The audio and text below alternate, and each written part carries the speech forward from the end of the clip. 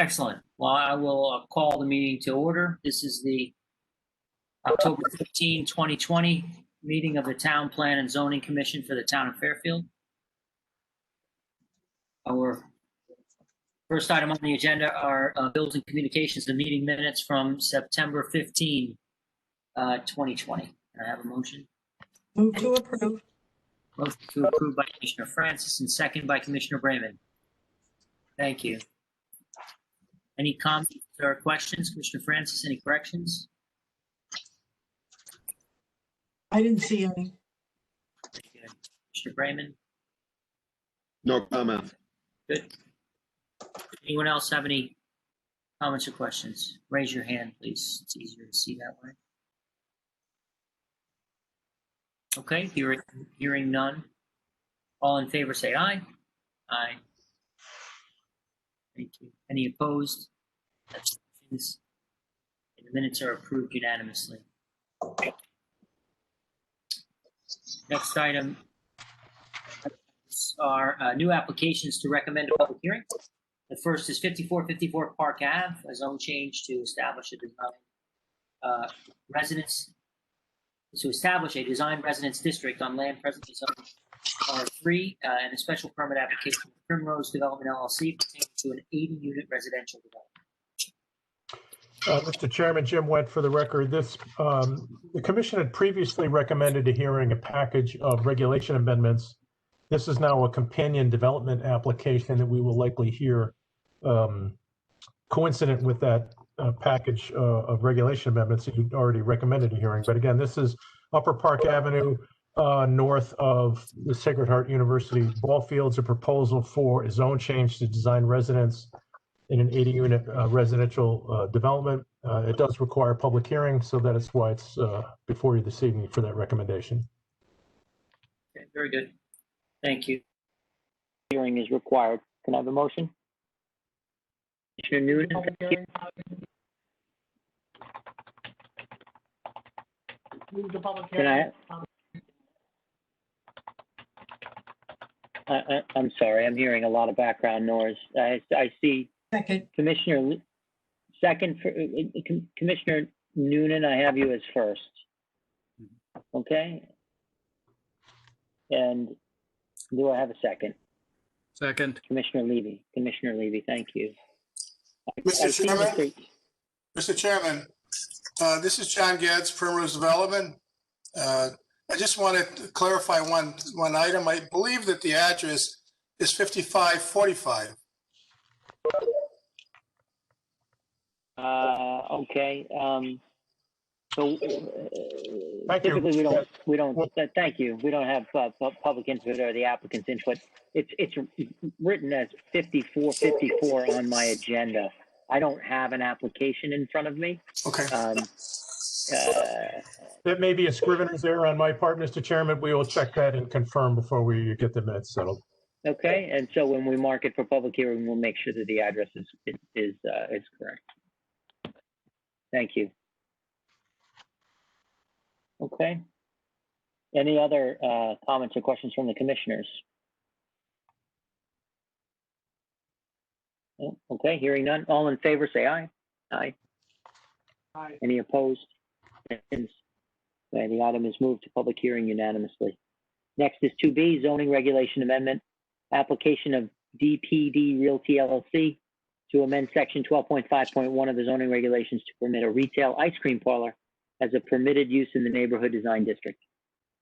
Yeah, Should I call that in conjunction with 1845? Yes, I would. They are companion applications, so I think we can do that in one single All motion. right. Sure. So we'll do the B and C together. 1845 Bronson Road, zoning compliance application of DPD Realty LLC to establish a retail ice cream shop in an existing building in the neighborhood design district. Okay. Before I begin, Mr. Chairman, I just want to note, I see in the list that Commissioner Braun is present via the phone. I don't think she's on video. I don't know, Emmeline, can you unmute her so we could test her audio? Hi. All right, can you hear us? Yeah, I'm trying to get my other computer going, which has the video and audio, but I'm watching. Okay, Okay. Okay, Mr. Chairman, these two applications is a regulation amendment to amend the neighborhood design district regulations to permit retail ice cream stores a permitted retail use, and the companion application is a site plan approval for the conversion of 1845 Bronson for that use. That is presently the vacant former gas station and repair shop on the corner of Cedar Road and Bronson. So this application is to renovate that as a retail ice cream shop in a regulation amendment that would permit that use in the neighborhood district. The regulation amendment does require a public hearing, so we'd companion these together as a single hearing. Excellent. Thank you very much. Commissioner Noonan, move to a public hearing on B and C? Yes, thank you. Can I have a second? Second. Second by Commissioner Levy. Excellent. So public hearing is required on these. Any other comments or questions for Mr. Wentz? Be straightforward. Okay. All in favor, signify by saying aye. Yes. Okay. Any opposed? Commissioner Braun, you're not on video. You. I'm in favor. Thank you. And any abstentions? Very good. Move to public hearing unanimously. The next item is compliances. We have one item before we get to our public hearing. 290 Tungus Hill Road, a compliance application of 290 Tungus Hill LLC for facade improvements to divide an existing retail building into two retail tenants in the design commercial district. Mr. Wentz. Thank you, Mr. Chairman. This is the Kohl's department store at the bottom of Tungus Hill Road. Kohl's announced earlier this year that they would be closing this store. As a matter of fact, they're closing later this week. We have an application. Lots of feedback. If you're not speaking, please mute. We've got an application here to reoccupy that space, but with two tenants. So a demising wall is proposed and some facade changes are proposed to redo the storefronts. The majority of the Kohl's space is proposed to become a floor and decor retail store. And the rest of the space is proposed to be taken up by an Aldi grocery store. So it's a retail to retail use. And what we're looking at here is just simply the modest facade changes. We did provide you some detailed plans. There is later, or this afternoon, I sent you an email that hopefully you've had a chance to see. There is some minor grading occurring because the existing handicap parking spaces are being relocated so that both storefronts will have handicap parking proximate to the entrance. In the existing parking lot in that area is non-compliant with handicap grades, so there's going to be some minor regrading.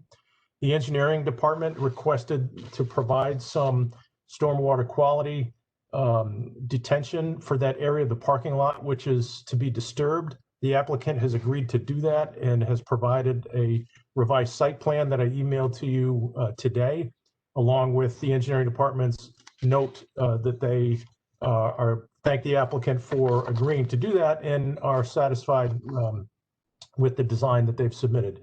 So really, this is a change from retail to retail, no change in use, but you're looking at the facade modifications to take what's a blank wall portion of the front facade to convert it to an Aldi storefront, along with a floor and decor. And I'll stop there unless you have any have any questions.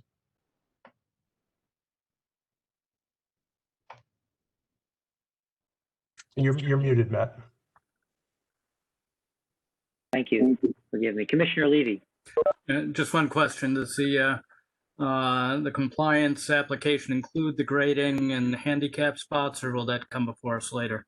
No, it's included. The site plan that was originally submitted included the regrading in the relocation of the handicap parking spaces. The only thing that was added was the drainage improvements at the request of the engineering department.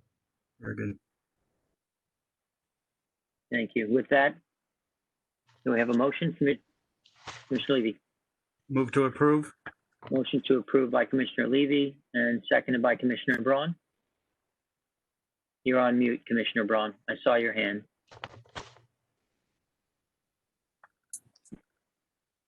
No, you still. Second. Very good. Second. Thank you. Thank you. Commissioner Levy, any comments? No, it appears to comply. It's retail to retail, so we should approve it. Commissioner Braun? I think it would be an improvement over what's there now. If they're going to have a nice storefront on Tunxas Hill Road, I think it's a future use of the property. Excellent. Anyone else? Yeah, I agree. I mean, it's, unfortunate that we have such a large retailer that's, going away, but really fantastic that we have replacements coming in so quickly right after they're closed, so that we won't have in the town a very, very large retail vacancy like this for very long, which is really fantastic. So I'm very happy to speak in favor of this right now. Anyone else? Commissioner Brayman? Agree with all those comments, especially in light of the pressure that COVID-19 has placed on retail. Yep. Very good. Anyone else? Okay. With that, then we'll all in favor say aye. Aye. Very good. Any noes? Any against? Any abstentions? Okay, so the compliance application is approved unanimously. Next is our public hearing. I'll call the two items together. They've been heard together. Continuation of hearings conducted on July 14, September 15, and 29, 2020. The zoning regulation amendment, application of 131 Beach Road LLC to amend section 5.1.4 of the zoning regulations in the town of Fairfield. And 2, 131 Beach Road zoning compliance application of 131 Beach Road LLC pertaining to the construction of a 40-unit residential building pursuant to section 830G of the Connecticut General Statutes in the A zone. As I mentioned, this is a continuation of a continued public hearing. When we last adjourned on the 29th, we had completed Attorney Green's presentation on behalf of the Old Post Road Neighborhood Association. He was finished, after which, and tonight, we're going to move forward with other public comments. Any other neighborhood associations, members of the public or others who wish to be heard. Once we finish with that, we will then turn back to the applicant for their rebuttal. And once the applicant is finished with their rebuttal, we'll close the public hearing on this item and we'll consider it at our next meeting in executive session. Okay. So with that, do we have, I see in the chat, Ms. Harrigan, who is first up? I see Mr. So Wyan. from my list from last time, there was a John Kubica who was on the list to speak. And Okay. I see So why don't we just do that? Good. Yeah. And if you want to just in order, because that's fantastic that you still have that from last time. So in order that they signed up from last time, let's do that. We'll call out the names and who's ever, in order can be heard. Okay. I had a John Kubica who wanted to speak last time, and I see him here. I can unmute him. I don't know if he wants to speak now. We can circle back around. I think next on the list was Steve Ramsey. Okay. I see Mr. Ramsey in video. Yep, I'm here. Excellent. Mr. Ramsey, the floor is yours. Be as quick as I can. Pardon me? Yeah, the floor is yours, Mr. Ramsey. My name's Steve Ramsey. My wife and I own the property at 363 Old Post. Say again? Now we're getting some background noise. Apologies. If you're not speaking, everyone please mute. Thank you.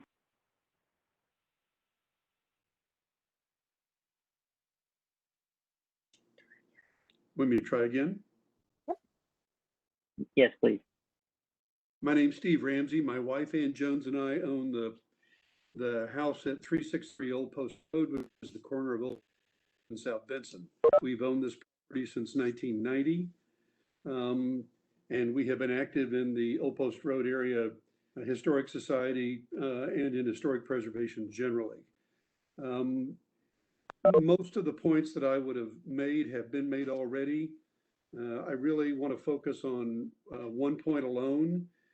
Before I do that, I want to give a little background so people will understand the context for my comments. I'm a lawyer by training. I'm an environmental lawyer by profession. In my history, I've been the chief at the United States Department of Justice Environmental Enforcement Section. I'm for almost 20 years, I was the head officer at the General Electric Company for Environmental Health and Safety. I'm a member of the American College of Environmental Lawyers, a fellow actually, et cetera. Anyway, as part of my responsibility at GE, we reviewed all transactions, including citing transactions for transactions that the company made. When we bought something, when we sold it, before somebody could build a new building, before we could buy a building that was on a particular site, we would look at the risks associated with that building and attendant to it. As part of that, as we began to do business in China and India and elsewhere, we became particularly concerned about residential, or not residential, but about factories which had residential aspects to them, dormitories, et cetera, because of the risk of fire and other emergencies which might occur. In addition to that, we loaned money on all sorts of buildings, apartments, et cetera. I had a team of people throughout our businesses whose sole job was to look at these kind of risks and evaluate them. But ultimately, for key risks and critical risks, the leadership of the company would look to me to make the final decision and recommendation. It's in that context that I want to say that I've got grave concerns about the potential for emergency response disaster at this site.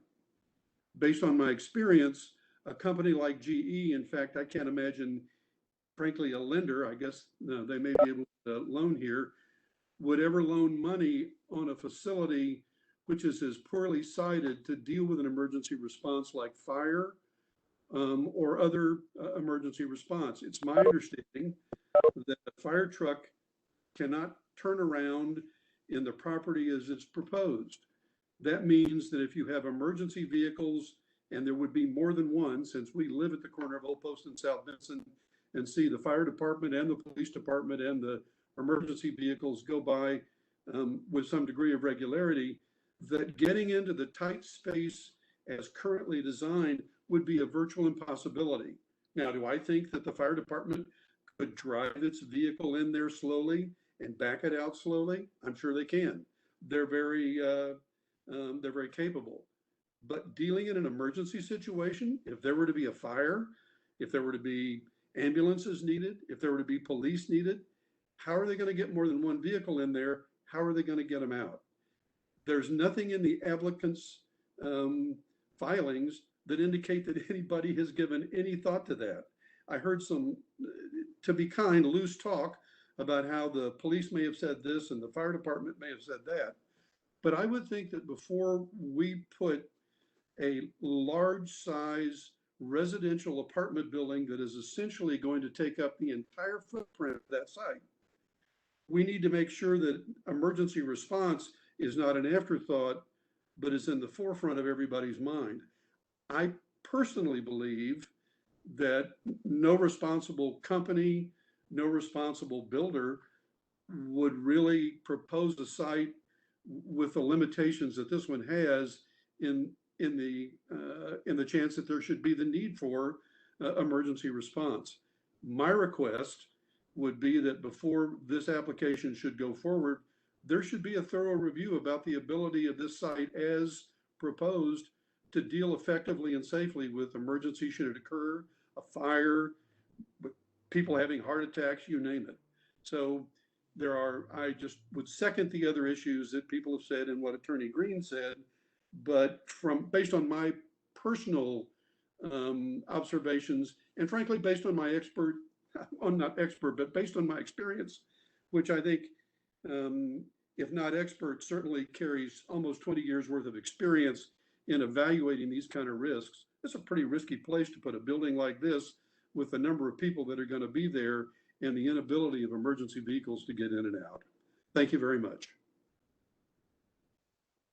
Thank you very much, Mr. Ramsey, for your comments. Appreciate it.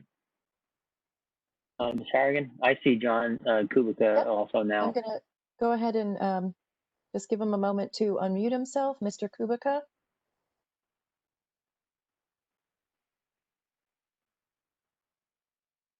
Okay, Yep. Go ahead. may I speak now? Yes, Mr. Okay, Kubica. The floor is yours. Yes, Kubica. Mr. Kubica.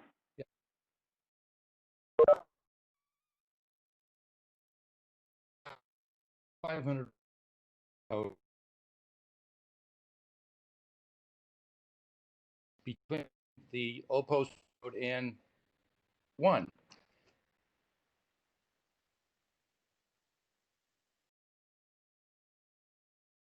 Oh,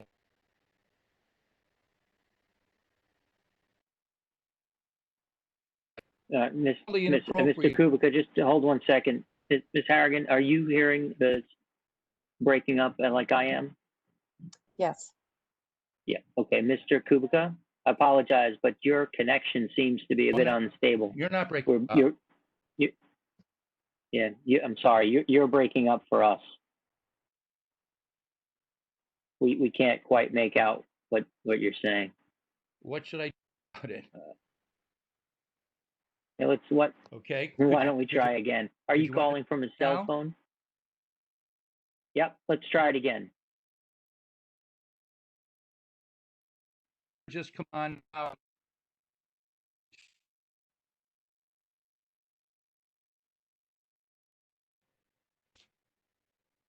I have to apologize, sir. We really can't make out what you're saying.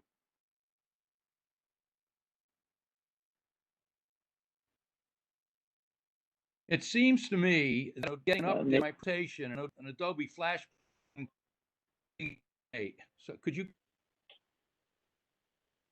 Yeah, I'm terribly sorry. I heard something about an Adobe Flash player, but I'm not really sure. It sounded, Mr. Chairman, like his computer was running some kind of update, so maybe we can circle back to him later in the meeting. Yo, please. All right. Very, very good. We'll certainly try to circle back to you, and you can let Ms. Harrigan know in the chat box. Okay? Thank you.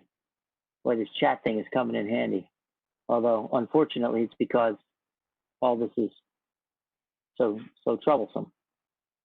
Who's next in the list? Next up, we have Karen Cusinelli. Ms. Cusinelli, I see you there. Yes, the floor is yours. Hi, I'm Karen Cusinelli. I'm the director of Great Beginnings Montessori School that's directly across the street from the property that you are speaking about. And I have concerns about the dates of the traffic studies that were done. It's my understanding, and please correct me if I'm wrong, that they were done on December 18th. And then I couldn't make out if the second one was done on April 8th or 14th. Either way, neither of those 3 dates was school in session for us. So we have been at the school 24 years now, directly across from that property. When we're at full capacity, we have about 90 children and 15 staff. So therefore, they were not included in any way in the mix of the traffic studies that were done, nor do I really think that we should. I mean, in April, there was nothing going on. It was dead everywhere. So I don't really see how it's valid to have an accurate traffic study done in April for that property whatsoever.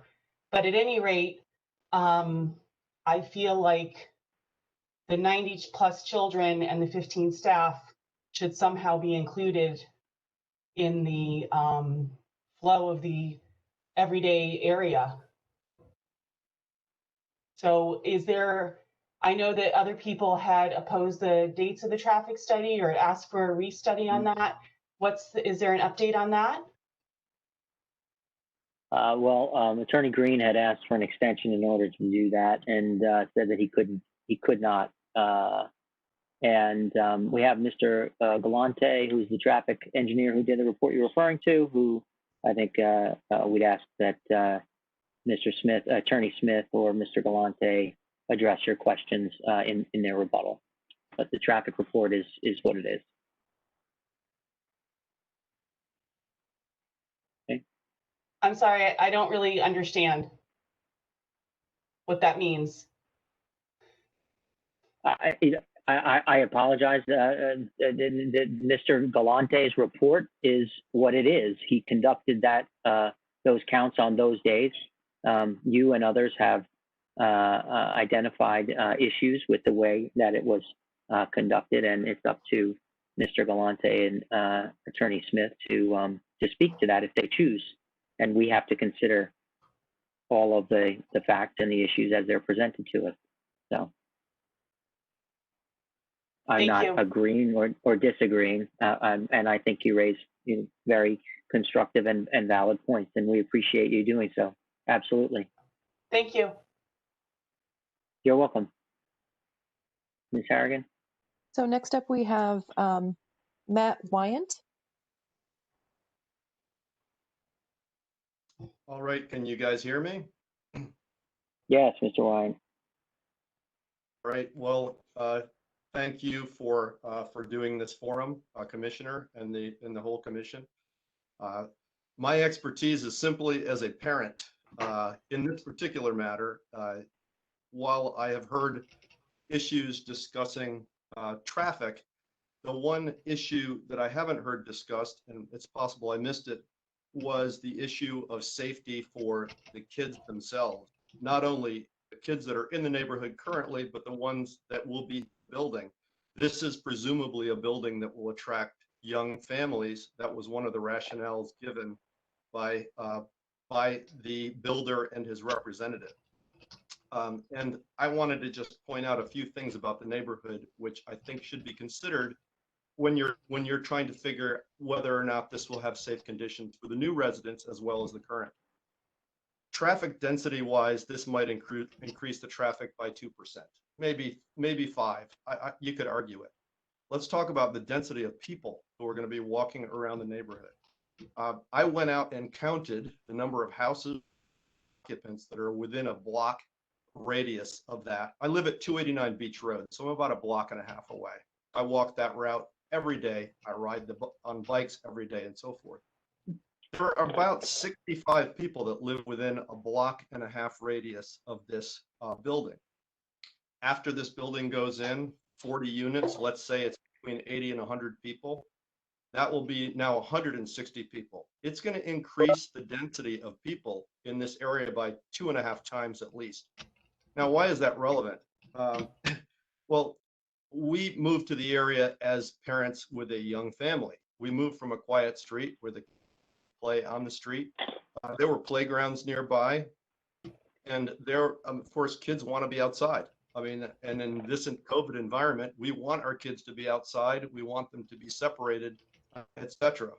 Well, this new building, obviously, we have to take into consideration. When a new family moves to an area like this, they would prefer to go to a cul-de-sac where it is quiet and it's not traffic whizzing by.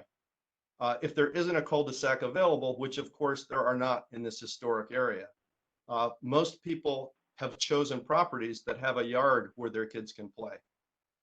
When we first moved to town, our kids were young. They were used to being in the street, and they would occasionally stray into the street with a ball or a bike or whatever. We almost had one of our kids hit. And we had to literally put up a fence on the driveway to keep the kids out of the street because traffic goes by. I mean, we're a half a block away from that intersection. The traffic can be going 45 or 50 miles an hour by the time it hits our house. We're only 3.5 houses in. It's the same issue on the other side. People are in a rush. They're going fast. It is really not a safe environment for children to be on the street. There are bikes also whizzing by, some on the sidewalk, some on the streets. It's really not a safe environment for kids to be out there. Furthermore, there are no parks. There are no public parks nearby.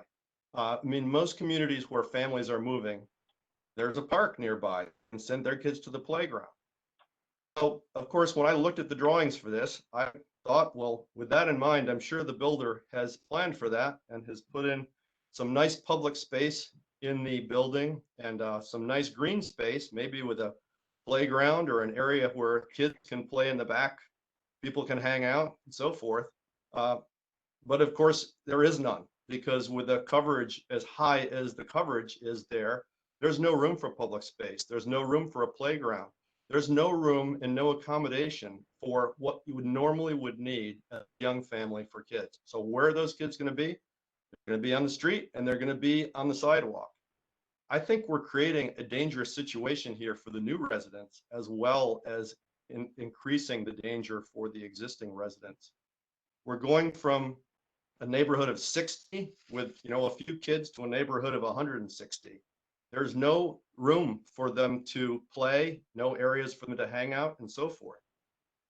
I'm completely in favor of having affordable housing in the neighborhood, but I think it's irresponsible to cram so many units into such a small place and not have a provision for public space and for common areas and so forth that you would do if you were building this as a development that really was intended for young families. So my concern is the safety, and I would ask this commission, as you think about this, safety being one of the big issues that we are supposed to consider, think of the kids. Think of our kids. Think of the new kids that are going to be there. Imagine the headlines when the first kid gets hit on a bike, walking across the street, and so forth. I mean, this has happened before in the beach area, right? I mean, we had somebody killed on a bike, in the beach area in the last couple of years. So it's not like a hypothetical situation. This can happen. Let's try to build this responsibly so it won't happen. Let's try to scale back on this building so we have enough space so the kids can play. Thank you. Thank you, Mr. Wyatt. Appreciate your comments. Ms. Harrigan, who's next?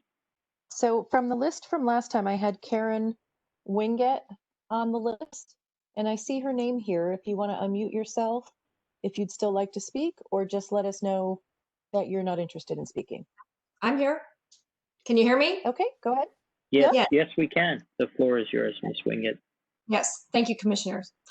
My name is Karen Winget, and I live on Old Post Road, 458. We've been here for almost 30 years, and we have a deep respect and affection for our neighborhood.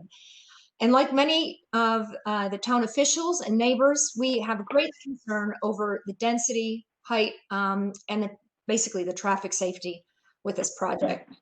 We don't think the project's in harmony with the streetscape and our historic neighborhood, and we take issue with the fact that also the town spent a lot of time putting in bike routes, and I think the cyclists will also be in danger as well as the pedestrians that we've all talked about. Basically, I wanted to read an excerpt from Dr. Joe Peavy, who is a Fairfield resident. He doesn't live on the Old Post Road, but I think this sums up best our feelings about the neighborhood. The Old Post Road, in my opinion, is the crown jewel that celebrates the history of Fairfield, more than any museum can. Many of us speak of global warming and rising waters on the Long Island Sound, but the Old Post Road will not be lost to rising waters. It will be lost forever by unfortunate development, one development at a time, leading to its demise. Thanks very much. Appreciate you listening. Absolutely. Thank you very much for your comment. Next person I have is Justin Thomas. Great, thank you. Can you hear me? Yes, we can. Great. Well, thank you for the opportunity to speak, Mr. Chairman and members of the committee. Thank you for your service as well. I hope you'll consider rejecting this project at 131 Beach Road. As others have said, a large apartment building simply isn't consistent with the character of a quaint historic district. Additionally, it would further exacerbate the traffic and safety issues that already exist on Beach and Old Post Road. I think there are a few things to note from previous testimony that I'd like to remind you of. The first is that the traffic study provided by the developer has already provided grounds for rejection of the proposal. If you'll recall, in previous TPZ testimony from the developer's own expert, it cites sight lines as a potential issue for safety, unless traffic spaces in front of 131 Beach are removed. There's nothing that says the town should remove parking spaces in order to make it safe for this project.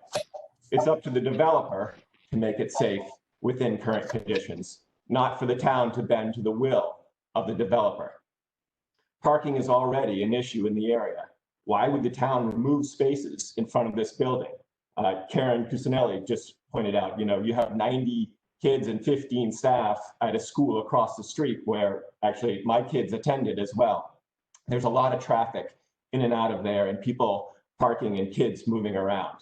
So on its face, we have an expert admitting that this building is creating safety issues, which the TPZ can then use if they choose in rejecting this building at 131 Beach.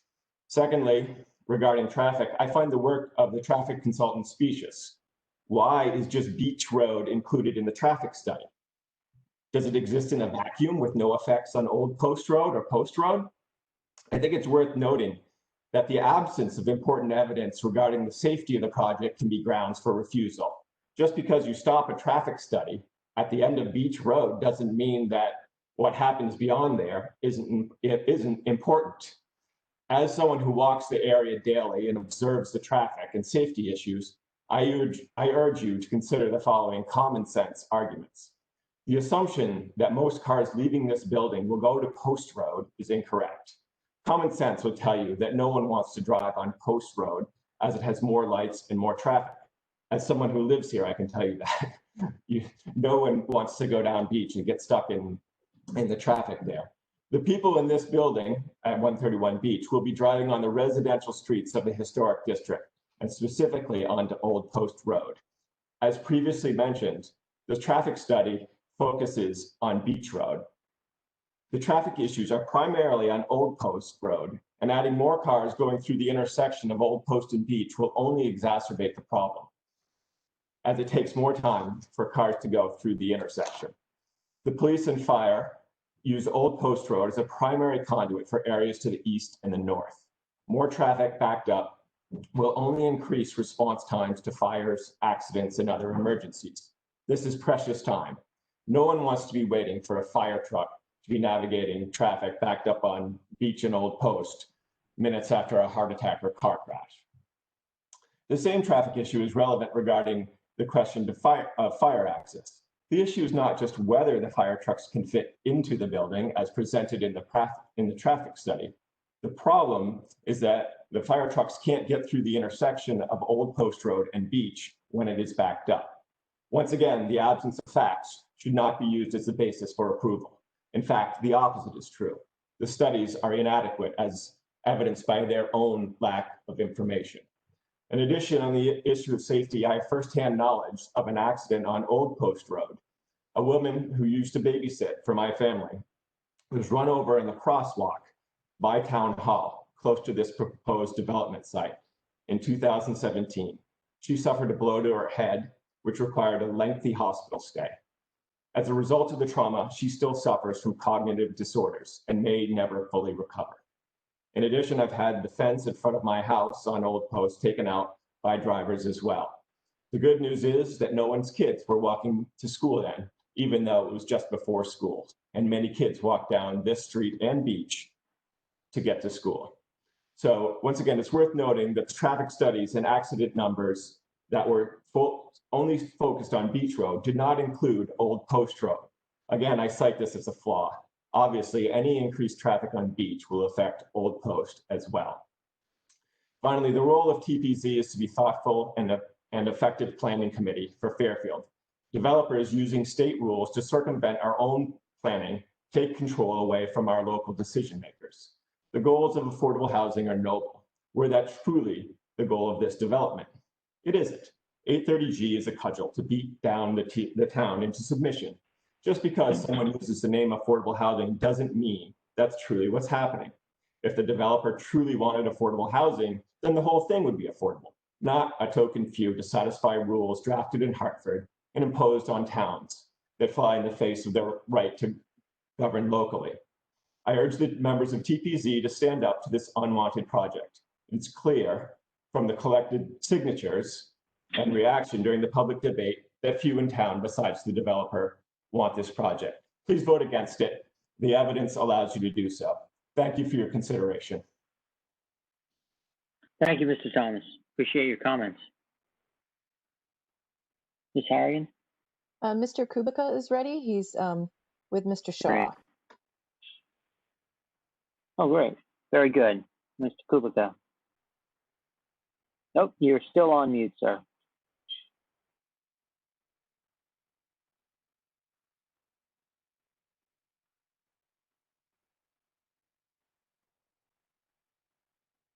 I see you trying to. There we go. I think you've got it. Could you hear me now?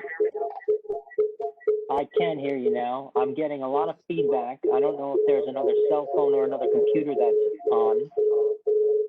I think you must also have a cell phone on. So if you could mute that cell phone, Yeah. you should be able to talk through the computer audio. Mr. Kubica? Yeah. There you go. Oh. He muted himself. Yeah. So, Mr. Shaw, we're going to get, if you could mute that one more time, and I'll explain it to you. Thank you. Just with a thumbs up or thumbs down, do you have another audio connection live right now on a cell phone or another computer?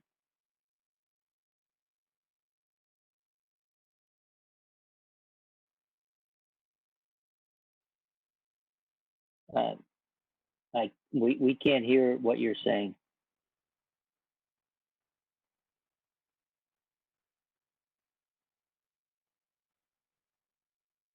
Nope. Mr. Kubica.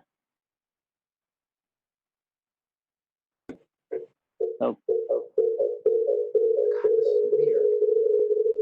Yeah, I think you can probably hear Mr. that. Chairman, can you hear us? We can hear you, but I'm getting a very intense feedback, which is an indication that there's another connection. Okay. Oh, we've got Mr. Shaw saying, one moment.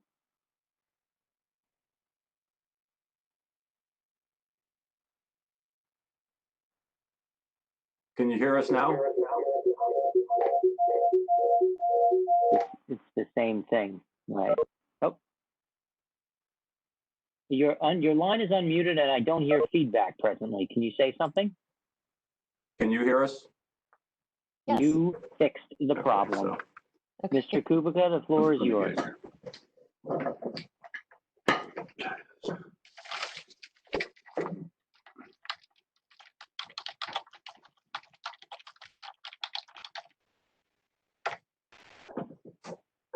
We lost him. Where did Mr. Kubica go?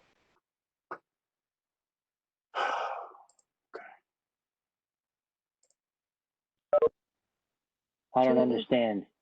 I don't know what just happened. Okay, so should we just go on to Doug Kimmel in the meantime? Yes. Okay. Mr. Kimmel? Thank you. Is the audio okay after that? You sound very good, thank you. Okay, all right. I'll be quick and we'll see if we can get those guys back on. So I literally am the new kid in town. I just moved into a week and a half ago, 536 Old Post Road. And I was just made aware of the project, so I apologize that I don't have all the specifics of what's been going on at these hearings. But I can share with you two experiences that I've had in the neighborhood that were a little concerning. So this development would obviously be literally in my backyard, along my backyard property line. So I would look out my kitchen window and see the development. You're an adjoining property holder? 536. 536 adjoins 131B? Yeah, adjoins. It's my back property line would be the property line of this development. it'll be essentially over the fence in my backyard. But the two little stories I have is I just moved to town, obviously, bought the place on 536, and we're a big biking family. I have a 7-year-old and a 2-year-old. We bike around various neighborhoods, and I was actually very shocked at the amount of traffic on Old Post and Beach intersection, or frankly, Old Post to Old Field. And again, I apologize, I'm new to town, so I don't know all of the streets. Just riding in what looked like a bike lane, and the amount of traffic and the amount of cars going pretty darn fast on Old Post to this Old Post and Beach intersection, which was pretty frightening, having a 7-year-old that'll grow up in town and want to get out on his bike and crank around town. And obviously my 2-year-old will follow whatever his big brother is doing. And the other little side story is, as we were moving, and I had rented a van to move some furniture from a place on Reef Road over to the new location on 536 Old Post, it took me 15 minutes, and I can't imagine that's more than maybe a mile, not even, to go from Reef Road to my now house on Old Post to move some furniture in. So as I'm listening to others comment about their concerns of traffic density and safety for residents and kids, I 100% agree, and I knew nothing about this hearing until earlier today. And I figured I just wanted to share two little experiences I've had living in town for a week and a half. So again, I appreciate everybody's time on listening. I will actively participate, but I too am very concerned as a parent and a resident to see something go up to increase that density and decrease that safety. So thank you. I appreciate your comments, and welcome to Fairfield. Where did you move from? Manhattan. I was one of those people running away from COVID, trying to get out to the burbs and put my family in a wonderful neighborhood in a great city. So I'm happy to be here. Regardless of what happens, I'd love to see things to continue to develop, but develop the right way. Very good. Well, thank you. Thank you for your comments. Yeah, thanks, Matt. Appreciate the time. Mr. Kubica, we had the audio just right, and then you disappeared. Would you like to be heard? Go ahead. I don't know what's going on with the feedback. Come on, man. Oh, there you are. Oh no, we hear you. We can hear you now. We hear you. Oh, great. Okay. So Jack Kubica is taking over, Mr. Chairman. Yeah, thank you very much. Well, this is what a hassle this has been. I hope I can make a couple points here. Okay. Judy and I live at 500 Old Post Road. It's between the Post Road and the Old Post Road, so we're in between. And guess what? This house, this massive building, 40 units, is sitting right on top of my home. I mean, right on top of it. We're literally kitty corner. And basically, it's going to take away the sun. It's going to provide light at night with security lights and lights from the apartments be shining into my bedroom at night. My wife spends half the day in the gardening. That'll be gone. But basically, as Mr. Ramsey said, most of the salient points have been made today, so I'm not going to regurgitate a whole bunch of facts. Instead, what I'd like to do is probably offer some of my perceptions. And we'll start a little bit with the history. I've been here for 34 years, and it's my perception that we've paid premium in taxes, and certainly a premium to maintain the houses according to historical standards. Maintenance is very expensive here. Anything on the Old Post Road or in the historical district, you just pay a premium. And we sort of felt that this premium was worth it because in return we received safety, cleanliness, and beauty. Now, this 40 units are coming in here, and it's my perception, again, that these 40 units are not going to enhance these three attributes that we're paying for. They're going to only diminish them. And the one I'd like to focus on mostly is safety. I believe, and like I say, it's my perception that Mr. Galante's report is flawed. And I believe it's flawed on the basis that it only really addressed Beach Road. And I think Old Post Road is actually more dangerous than Beach Road. And I've had two experiences on the Old Post Road. One, my wife was hit by a car while she was driving her bike at the crossroads of Beach and Old Post. And I don't know if anybody's noticed it or not, but at 9 o'clock in the morning, 8 to 9 o'clock in the morning, and maybe 4 to 5 in the evening, the Old Post Road turns into a 4-lane highway. It's not 2 lanes, it's 4. And several years ago, I was trying to get in my driveway, and I was hit by an oncoming car going about 40 miles an hour, totally demolished my car, almost killed me, pushed the car over 44 feet. And it's my impression that people coming out of this Beach Road apartment are not going to take rights, they're going to take lefts, because the traffic is going to be backed up from the funeral parlor, the doctor's offices, the bank, the physical therapy, et cetera, et cetera. They're going to take lefts and they're going to come onto the Old Post Road, or they're going to take rights on the Old Post Road. That will be alternate Route 1A. And it's just going to create a lot more traffic. So I believe that that report was flawed in that manner, that they didn't speak of the Old Post Road. And the other part I think it was flawed in was that I believe it was done under extremely perfect conditions. And as Mr. Ramsey said, you know, there's extenuating circumstances. There's snow, there's rain, there's ice, there's more than one incident can happen at once. Somebody can have a heart attack and there could be a fire. So his conditions were all under perfect conditions, and I just believe it was flawed. And I have some suggestion. I have a suggestion, but basically, I understand that the spirit of this law is to provide affordable housing. And, you know, we realize there is a need for affordable housing in Fairfield and in other communities. But I think there's another need that's at play here. And it really is, it's a need of a developer, in my opinion, again, it's my perception, to satiate a greed. And a lot of times when you try to satiate a greed, you mislead, okay? And that's what I think. There's been a lot of misleading things put forth here. And, well, just think about this for a minute. Give me 40 units, and 40 units, that would be 12 chunks a month, 40 times 12, and 480 checks a year. Okay, that's a lot of checks to come in.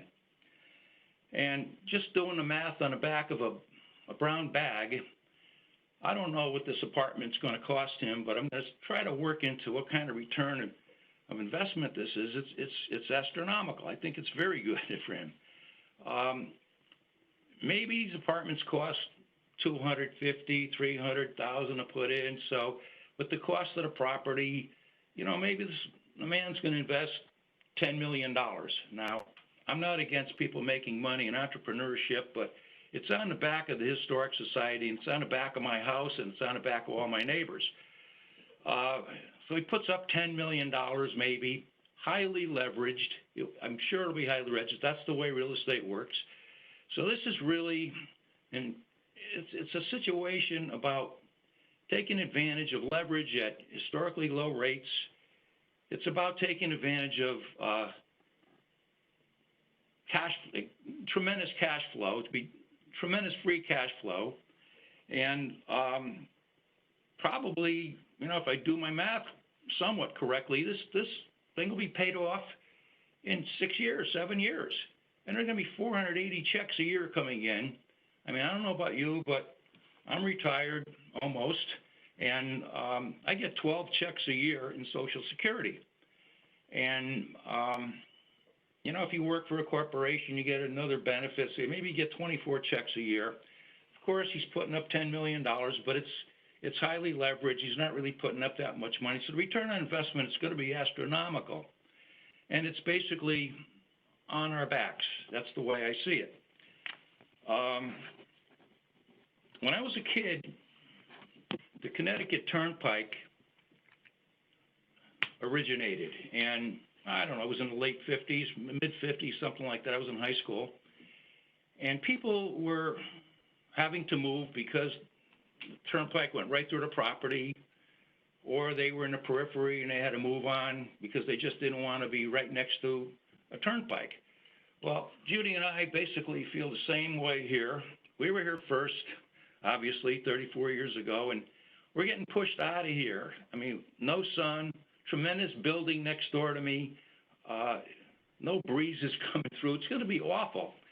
So we're considering that, you know, maybe we might have to relocate. Same way the turnpike pushed people out. That was in the name of progress, but I don't know what kind of progress this is.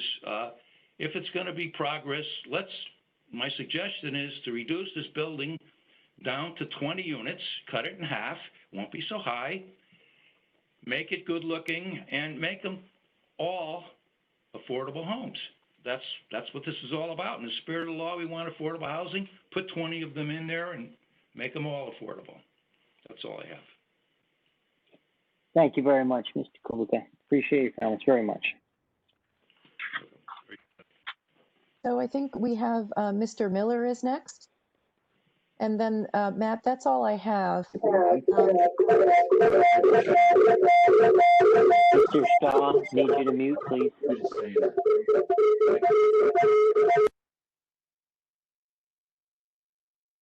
So if there's anybody else who would like to speak, if you could just send me a message in the chat. Otherwise, we have Mr. Miller, and that's the last speaker that I have on my list. Okay, great. Well, we'll make another call after Mr. Miller. I think it's Attorney Miller. It is. Yes, sir. Attorney Can Miller. you hear me? Yes, we can, and it's fine. Floor is yours, sir. Thank you, Mr. Chairman. Mr. Chairman, members of the commission,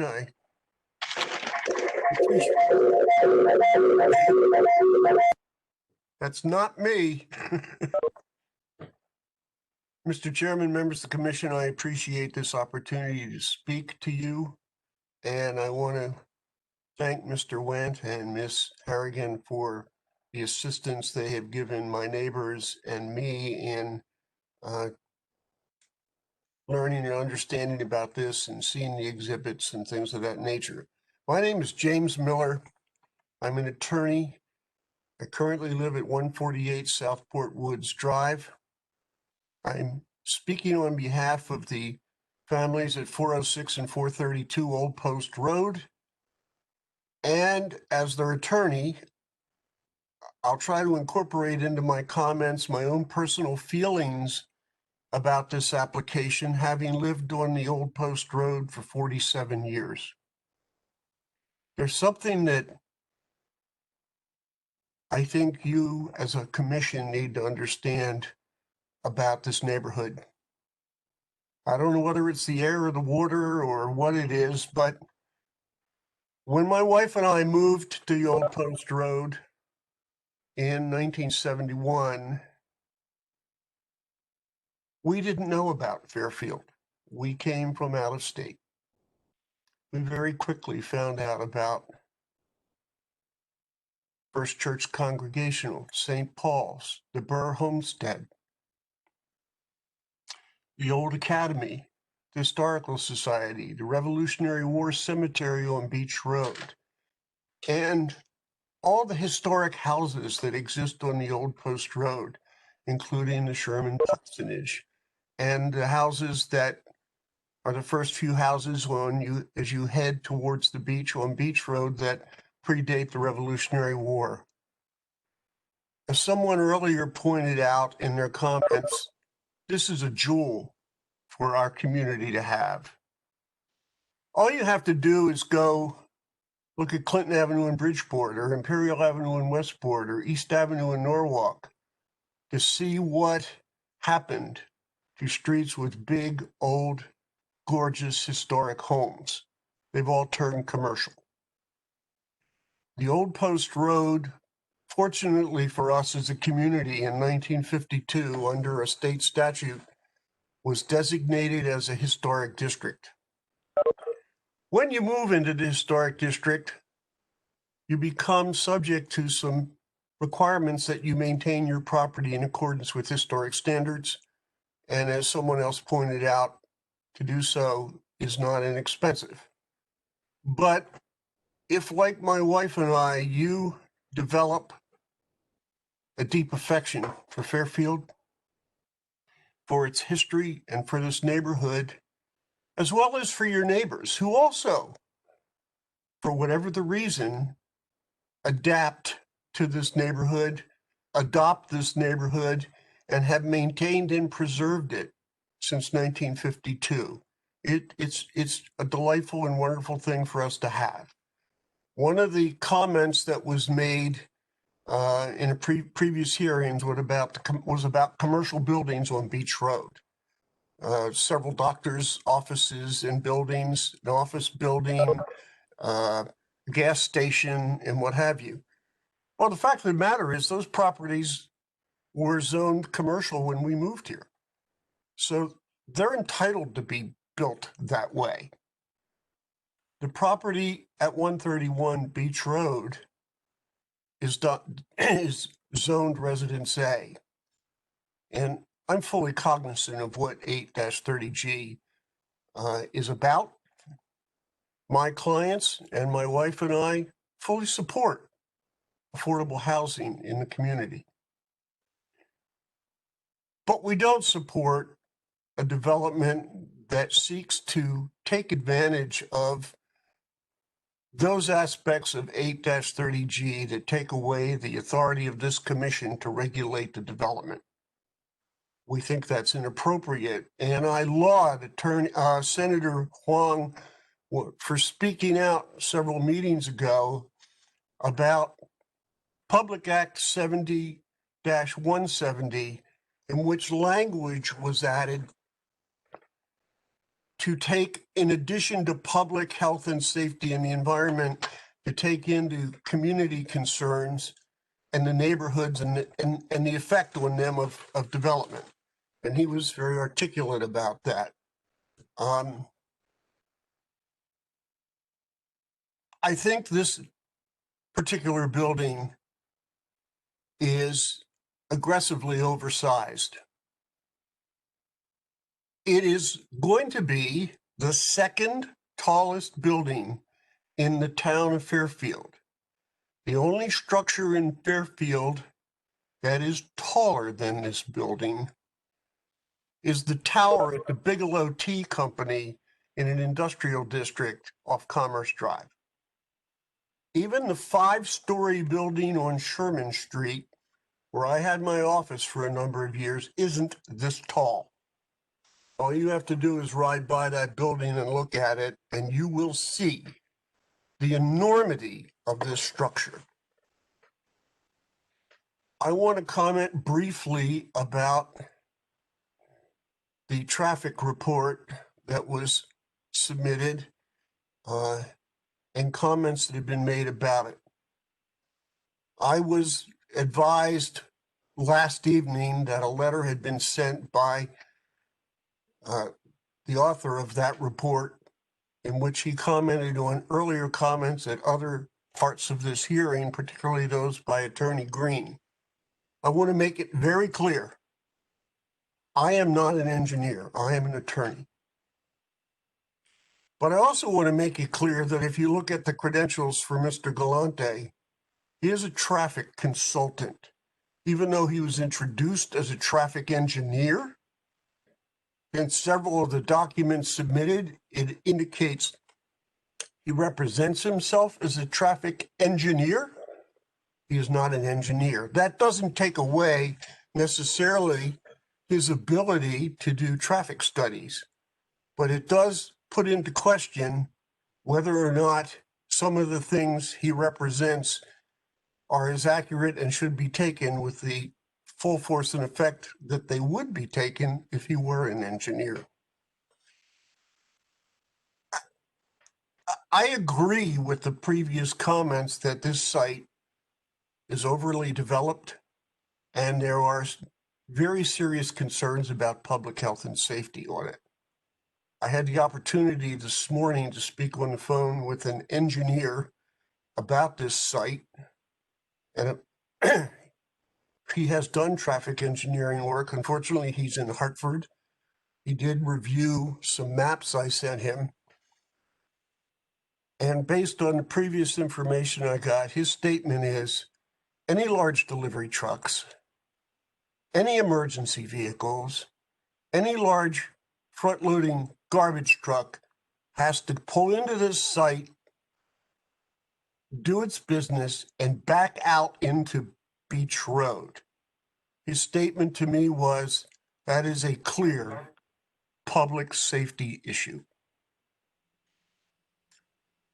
The other thing that I want to point out, and I bring your attention to the letter submitted by Mr. Galante under date of October 9th, that Mr. Galante, in that letter, contradicts himself.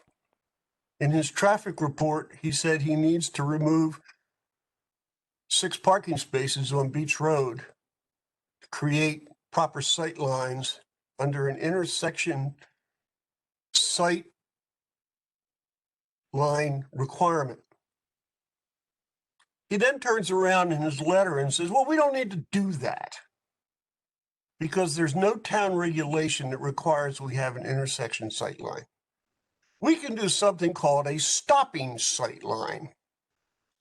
And he did a speed count to determine whether or not the speed of cars traveling on Beach Road would be traveling at such a speed that they would be able to safely stop as a vehicle backed out into, or for that matter, a personal sedan or SUV pulled out into Beach Road.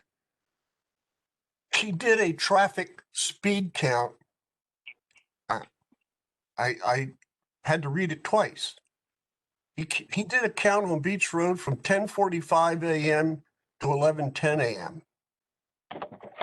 He wants you and I to believe that a 25-minute traffic count, mid to late morning on a weekday, is the sufficient basis to contradict the intersection sightline requirement statements that he made in his report and take the stopping sightline statements he makes in his letter as a better criteria.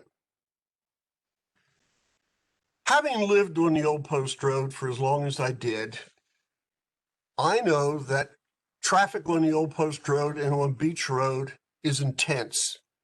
Certainly from 7:30 till 9 in the morning and 4:30 till 6 in the evening. But what's even more interesting is that 18 years ago, the Fairfield Police Department did a study on the Old Post Road. And they put a traffic count and speed counter out on the Old Post Road between South Benson Road and Beach Road for cars heading westbound. This is 18 years ago. I can tell you for a fact, because I lived there until 3 years ago, those traffic counts would be a lot higher today. In that 24-hour period of time, 4,925 cars went westbound only on the Old Post Road. 91% of those cars exceeded the 25-mile-an-hour speed limit. This is not a safe neighborhood when it comes to pedestrian or bicycle traffic. You're going to have a 40-unit apartment building 150 feet from the intersection of the Old Post Road and Beach Road. And my distance may be wrong, but it's not that far. This is a situation where there's an enormous amount of traffic. And the statements made earlier that I used to come out of my driveway and go down to Beach Road and take a right and go across and go up Round Hill Road and get on the turnpike to go to my office in Southport. I gave that up years ago because you can't go onto Beach Road to the Post Road to head that direction because the traffic backs up, sometimes past the Masonic Lodge. So what happens is what was stated earlier. The old Post Road becomes an alternate route to avoid the Post Road and the traffic lights. Try to ride on the old Post Road in the late afternoon on a Thursday or a Friday, particularly in the summer. You can't do it. This site is very poorly designed for the safety of people in and about it and for vehicles getting in and out of it, particularly emergency vehicles. And I won't beat on that anymore. What I want to really focus on is the historic district and the historic neighborhood that this building, and as I said, the second tallest building in town, if it's built, will have. You heard two experts, the chairman of the Historic District Commission, who's also a local architect, and a professor, Dr. Raymond Locke, both say that this structure will have an adverse and negative effect on the neighborhood, but particularly on the historic aspects of the neighborhood. This is a wonderful, wonderful part of our town. The town had, 2 years ago, the last time it was fully up and running, the town green had 32 weekends when it had events. On those weekends, there wasn't a parking place on the old Post Road between South Benson Road and the YMCA. There wasn't a parking place on Beach from the Post Road down to the Sherman School because there's no real public parking when anything is going on the old Post Road. There's a letter in your file that came out today from the town engineering office indicating that they don't believe the parking on Beach Road is used very much. That just isn't true. I mean, I've been driving on Beach Road north and south for 50 years. Those parking spaces are always full. They're always in demand. They're always used. This neighborhood is a wonderful neighborhood. This town is proud of this neighborhood. I was speaking to one of my clients on the phone on Saturday morning at 11:15. He was out in his front yard on his cell phone, and we were talking about this application. And he asked me to hold so he could relocate, because in his front yard was a historic Fairfield History Museum walking tour. They happen all the time in this neighborhood because this is such a wonderful neighborhood, bringing out the history of this country and how this neighborhood played a part in that. To have people like the chairman of the Historic District Commission and a recognized academic say that this neighborhood would be adversely and negatively affected by this application is important. It's very important. And what I want to do in summary to this commission tonight, and I appreciate you giving me the time to have my say, is that step back and think about this application. I know you have very limited power and authority when it comes to 830G. I understand and know that. This application needs to be denied. It creates serious public health and safety concerns for children walking, for children and adults biking, for adults driving, for the schools in the neighborhood, particularly across the street. It creates a serious public health and safety issue for emergency vehicles getting in and out of the site. It creates a public health and safety issue for large vehicles having to back out into Beach Road.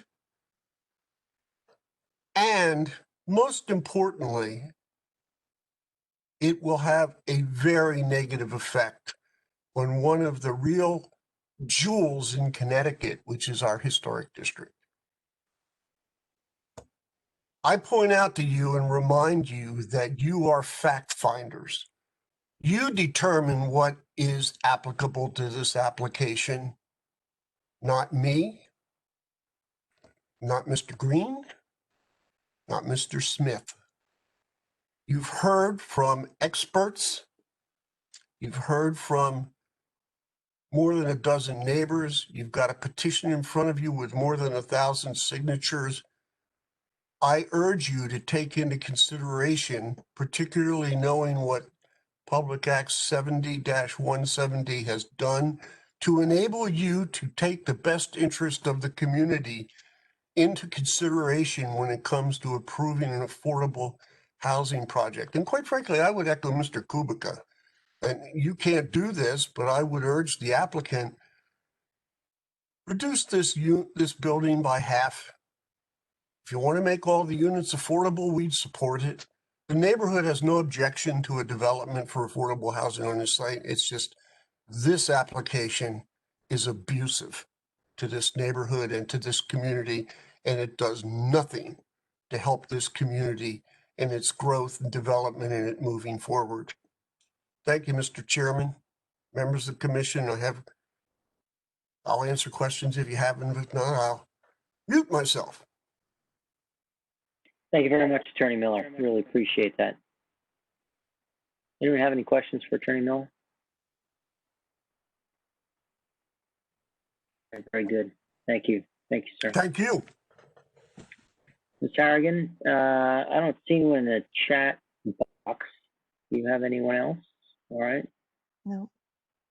So I'll make another call here before we turn it over to the applicant, because this is the last time the public will be able to be heard on this before we turn it over for rebuttal, and then the public comment period will be closed. Okay. So I don't see any hands, and I don't see anybody signing into the chat. So I'm going to turn this now back over to Attorney Smith for the applicant's rebuttal. Thank you, everyone, all the members of the public that waited so patiently over the course of the evening. And Attorney Smith, first time I'm addressing you this evening. Thank you for your courtesies in consenting to the time to conduct these hearings. Floor is yours. Well, you're welcome, and thank you again, Mr. Chairman, members of the commission, professional staff, and members of the public. For the record, my name is Chris Smith. I'm a land use attorney with the law firm of Alter & Pearson, LLC. And as the chair indicated at the outset of this continued public hearing night, we will be providing the commission and the public with our rebuttal. As we indicated in Mr. Galante, our traffic expert, did provide a updated rebuttal response dated October 9, 2020 that was submitted last Friday. And in it, we indicated that Mr. Galante had another commitment this evening down in Rybrook, New York. And if he finishes there, he will be joining us. So we'll just have to play it by ear.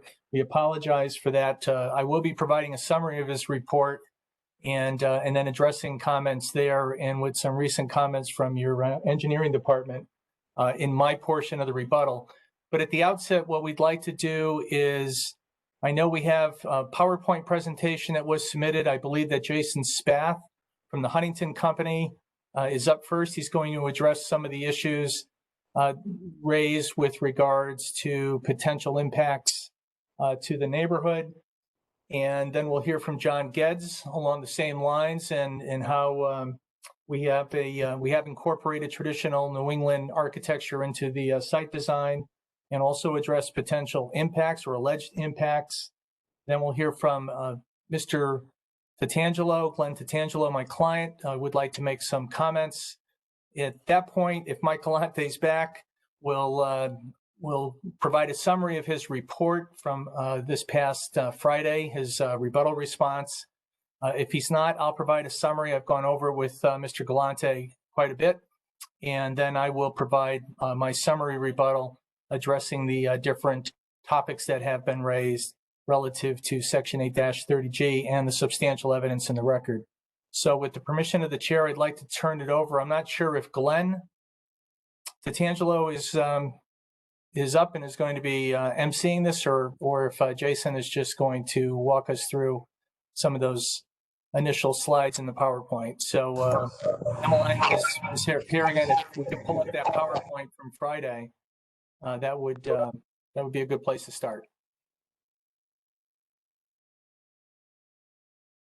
Thank you.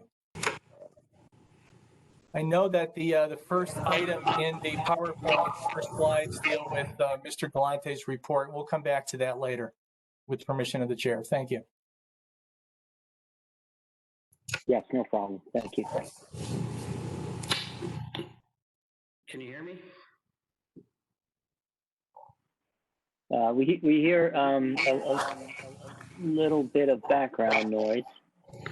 If anyone is not speaking, please mute.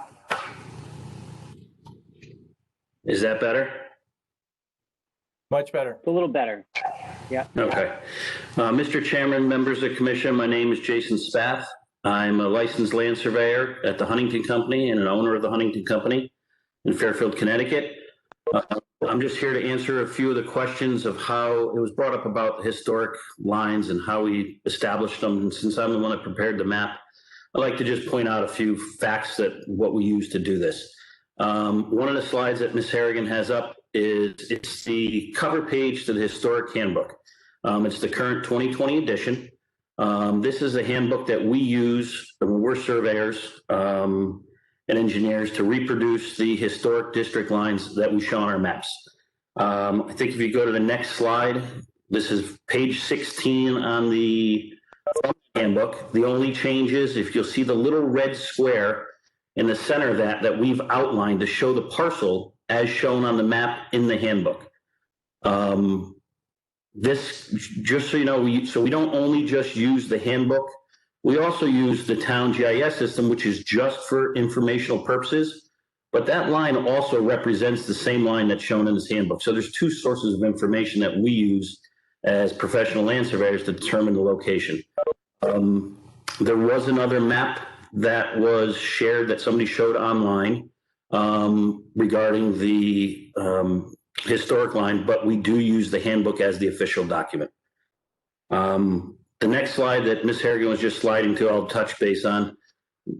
If you could zoom out a little so we can see it. This is something we just put together. Everyone's talking about the historic district and the impact that it's going to have. This is a 500-foot radius map that we prepared.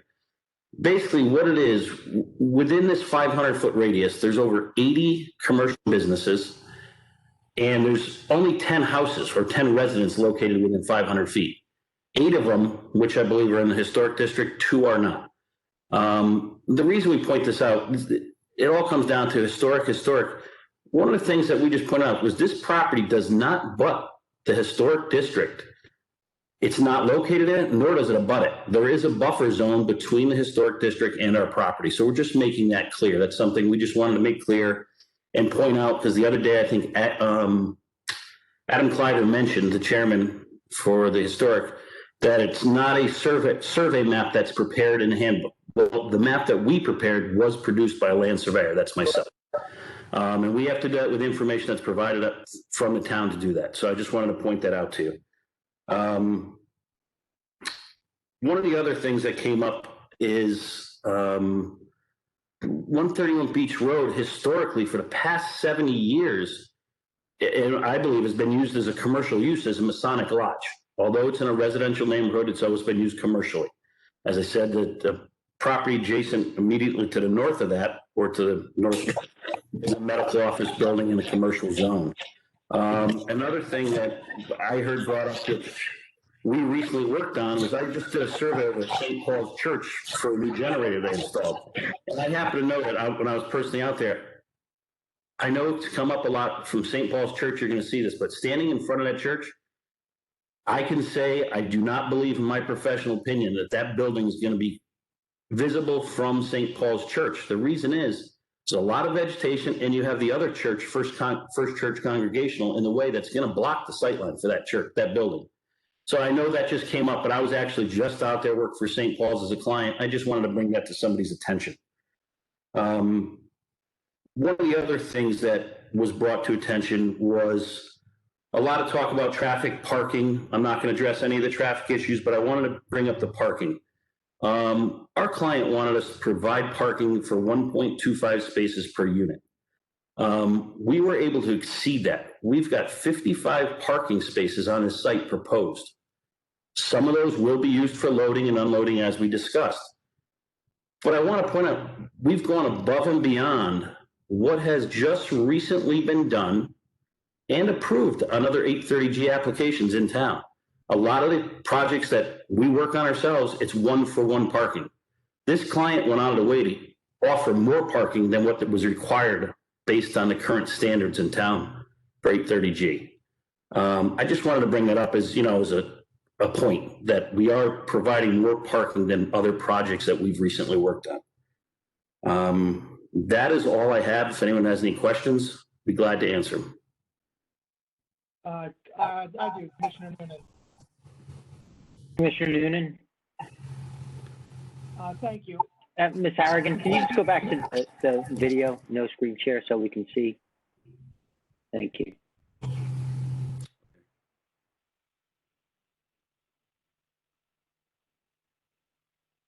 Thank you. You had said you had a professional opinion that you didn't think the building would be seen.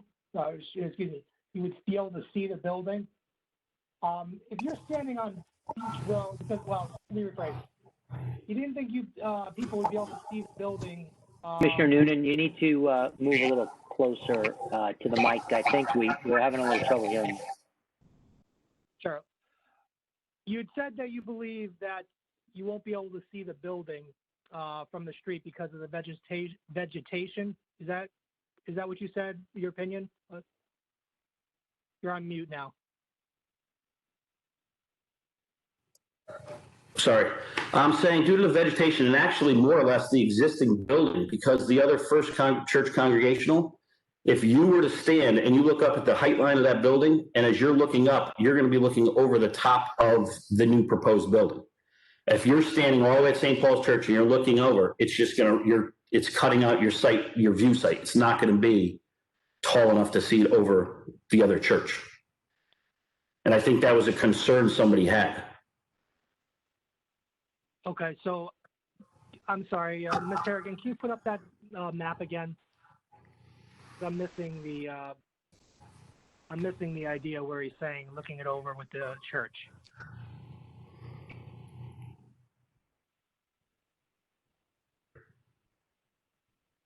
Okay, Chairman Noonan, the St. Paul's Church is actually off the bottom of our map. See where it says Town Hall in the bottom right corner?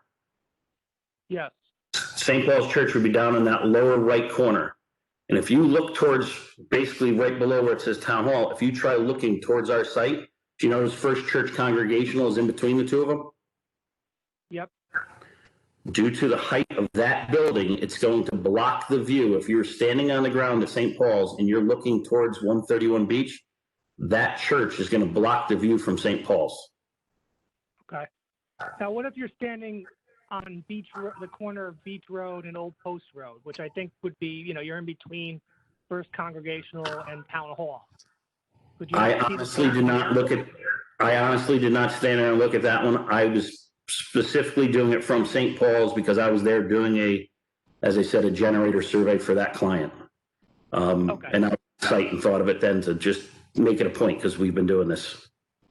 Okay, so your opinion, though, is limited to where you were, not necessarily being, as I just said, Beach Road and Old Post Road corner. Correct. I did not look at that specifically. Okay. Thank you. You're welcome.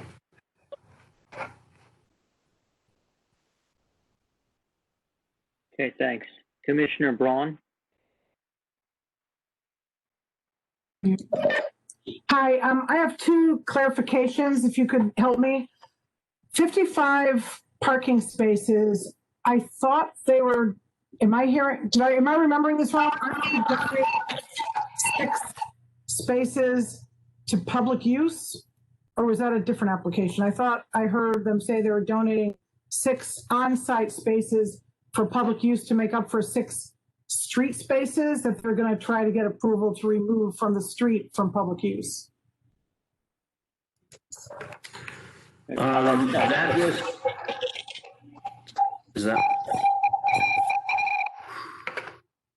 is that better? Okay. Yes. The spaces, I'm saying that there's 40 units. We're providing 55 spaces for parking.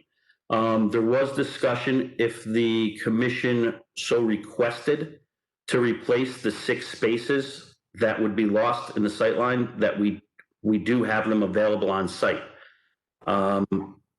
I believe that was brought up by Mr. Galante or Chris Smith, but I'll let them answer that. But we do have more spaces available than we do units. Mr. Chairman? Yes. Attorney Smith, you want to speak to that, please? Certainly. Chris Smith, for the record, in Mr. Galante's report of April 2020, and at the bottom of he does make reference to the fact that to accommodate the guidelines of your engineering department in town relative to intersection site distance, that it would be that we would have to accommodate that with approximately the elimination of 6 on-street parking spaces, and that possibly could be accommodated on site. I think in light of the further report and study from Mr. Galante, and I think the letter report that we had from your engineering department today, and I think it's been our position that the elimination of those parking spaces to accommodate the sightline guideline that's provided by the Connecticut Department of Transportation for state roads is not necessary under the 8-30G standard, and therefore we don't have to require or provide for any on-site parking to accommodate the on-street parking, because it's our position that the on-street parking spaces do not have to be eliminated, because again, the sight lines are not necessary to accommodate this reuse, adaptive reuse of this property from the commercial to the pre-existing commercial use to the proposed residential. I do plan certainly to get in that a little further, and in the rebuttal, we were going to offer to the commission, if the commission felt that they'd like to see it, even though it's not necessary, my client would be willing to provide 5 on-site parking spaces to be dedicated to the public. Again, our position is that they're not necessary because the sight lines are not necessary. And again, I will be addressing that later on with our rebuttal. Okay, very good. Thank you. Commissioner Braun. Then Commissioner Francis, I saw you. Commissioner Levy. The other clarification is loading spaces. I don't know if I read it in Galante's new report or if Mr. Spath just mentioned it. Are there or are there not dedicated loading spaces among the spaces, the 55 spaces that are there? And if so, are they unit tenant spaces or are they dedicated to, I mean, somewhere it said that there are spaces for trucks.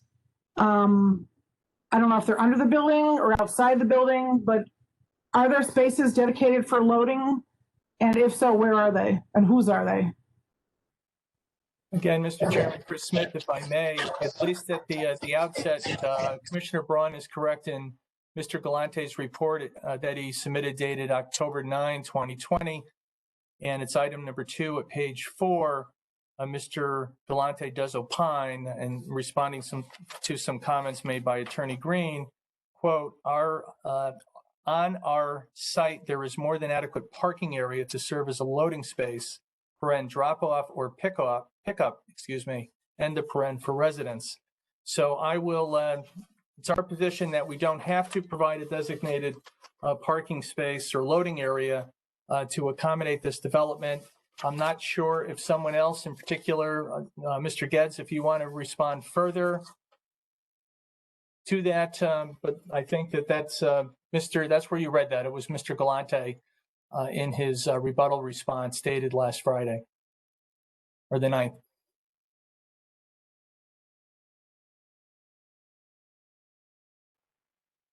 Thank you. Commissioner Francis?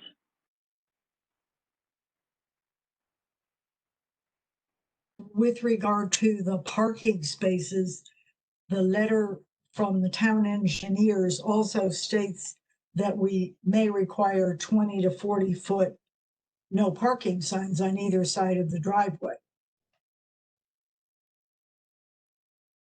as such as we did at Sturgis Ridge.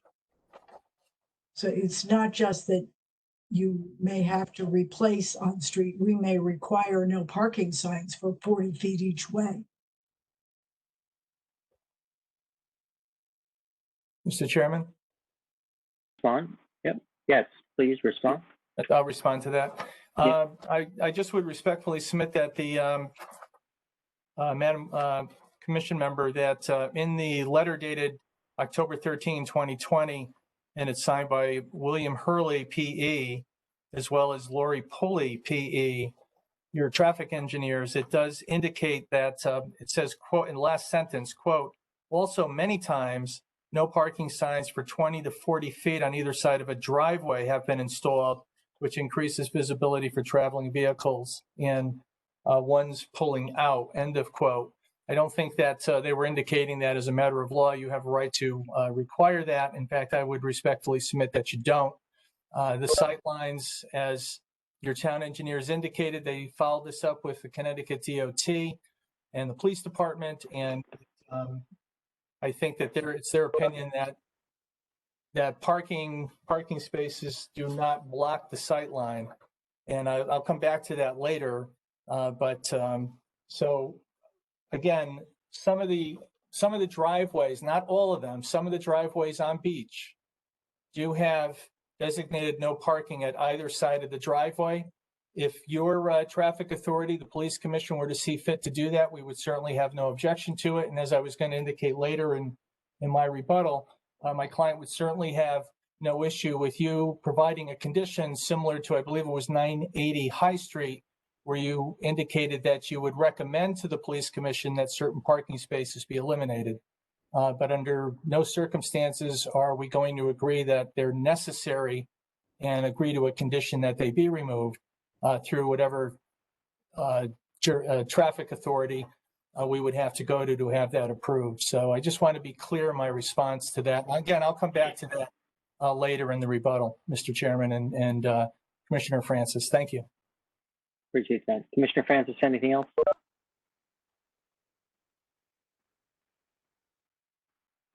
You're on mute, Commissioner Francis. No, thank you. Okay, very good. I see you, Commissioner Braun. Commissioner Levy, you're next. Yes, thank you.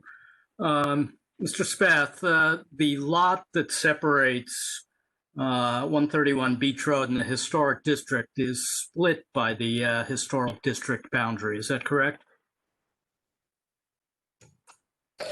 Yes, that is correct. What is the distance between the southeast border of 31 Beach Road and the historic district boundary?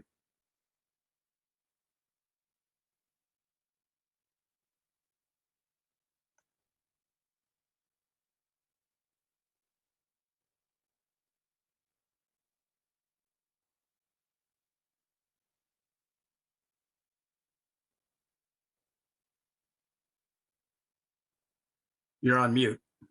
Yeah, Mr. Spath, we see you looking at the plans. You're on mute. It's approximately 45 feet. And did you do an elevation along Beach Road as to the change in grade between the Old Post Road and 131 Beach Road? Any change in elevation? We did it for the sightline survey, yes.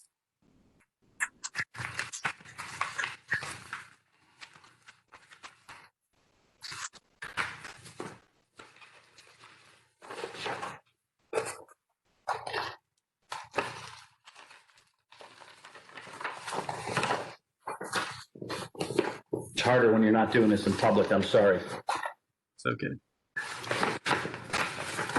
You're preaching to the choir now.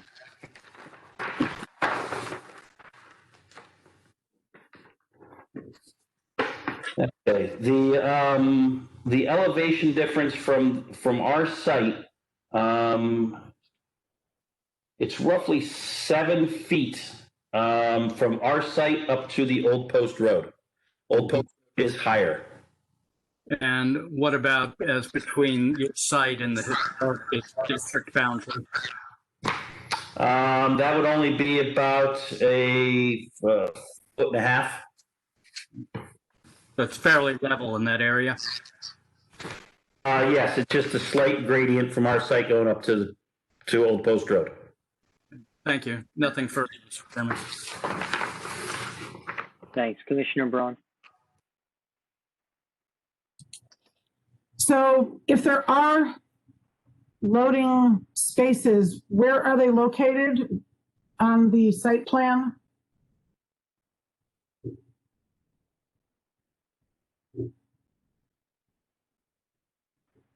Attorney Smith.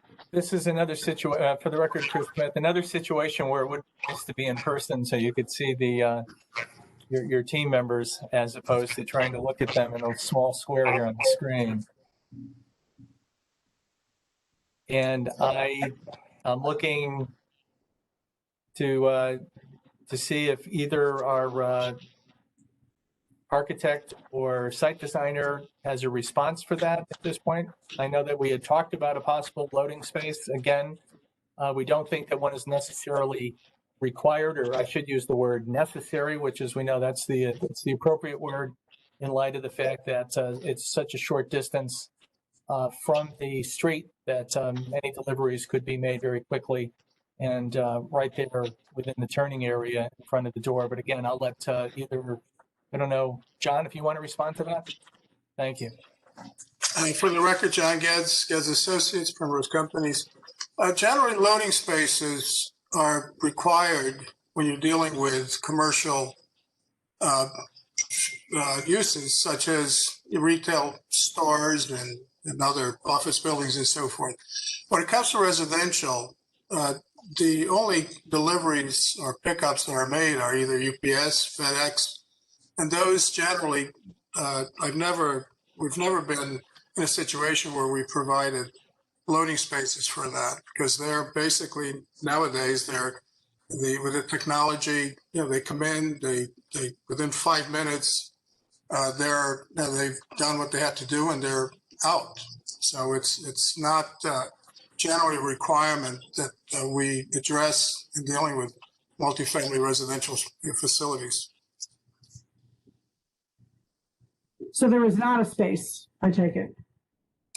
Again, I'm not, all I'm suggesting is that it's not a requirement when it comes to residential facilities. It is a requirement when you're dealing with retail and commercial establishments. Whether or not one has been provided, I would have to leave it to Jason. I know that there was discussions of it, and as stated, there is additional or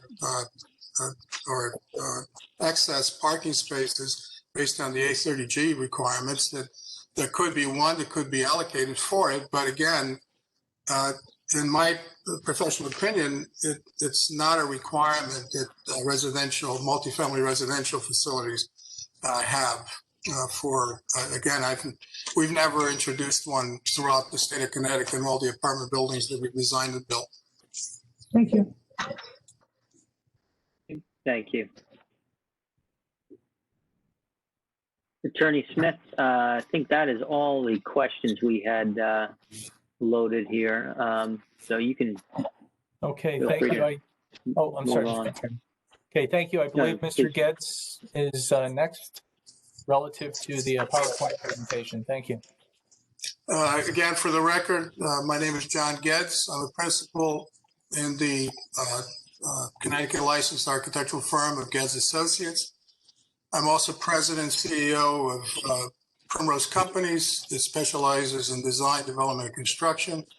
And I've been in that, these firms have been in existence for 40 years. So we have a track record of designing and building apartment buildings throughout the state of Connecticut. I want to just address a few concerns that have been raised, and I know that there's been discussions about it, and there's been information that's been provided about it. But in particular, I'll start with the trash pickup deliveries and the snow shelf. On the trash pickup, as stated in previous hearings, basically all new apartment buildings that are designed and built throughout the state. One of the things that now is very, it's a common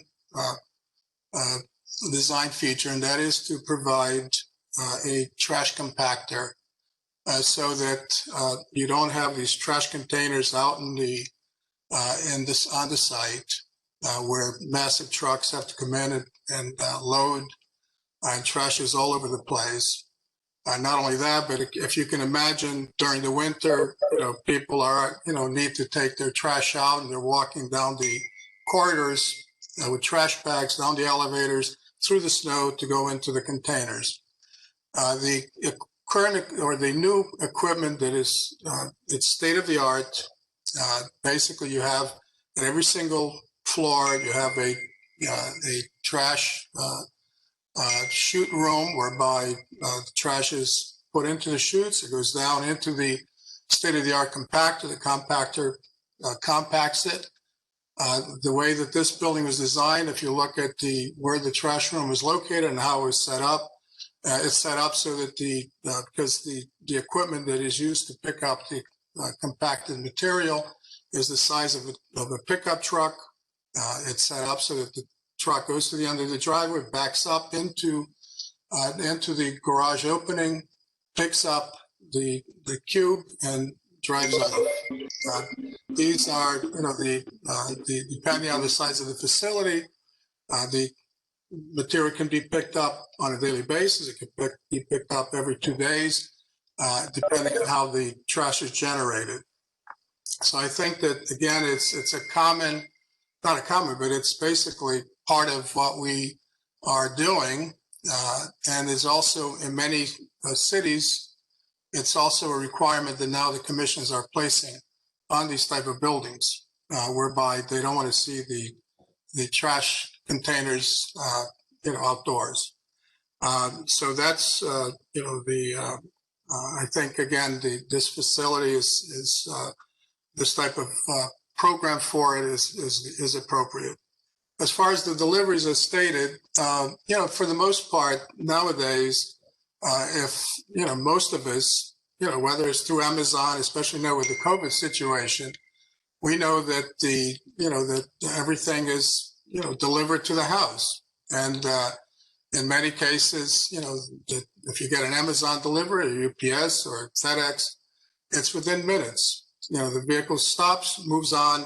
I've never had a situation whereby, a UPS or Amazon truck or any of that has actually parked in a parking space, taken, minutes or half an hour, whatever. I mean, it's not common. The vehicles, with the state-of-the-art equipment that they have now, they know every single location. They know whether or not there's a dog on premises, or, the technology is such that it's within minutes. So I don't, again, there are access spaces that if the commission deemed it, necessary, one could be provided. I just don't believe that it's necessary. And honestly speaking, we've never on any of our, apartment building designs, have included one, for that purpose. As far as the snow shelf, again, you must understand that basically all of the parking is underneath the building. We only have a small amount of parking area in front of the building, and then the drive alongside the right side. There is a small snow shelf, but again, with these type of facilities, like most inner city, developments, if the snow, which is periodic, but if major snowfall comes, then, there's one way of dealing with it, and that's, payloader comes in with dump trucks and the snow is hauled away. It's not, it's not uncommon. It happens throughout the area. So I don't think that it's, I think that the snow shelves that exist are adequate for, some of the snowfalls that take place. Major snowfalls, obviously, would have the ability, the owner would have the ability to bring in the equipment and have the snow, hauled away. Excuse me, John. It's Chris. I'm sorry. Chris Smith for the record. Emmeline, I don't know if we can go get the slides back up. I don't know, John, if you need them. I think you will shortly, if you didn't need them already. Yes, that was going to be my next comment. Okay. Thank you.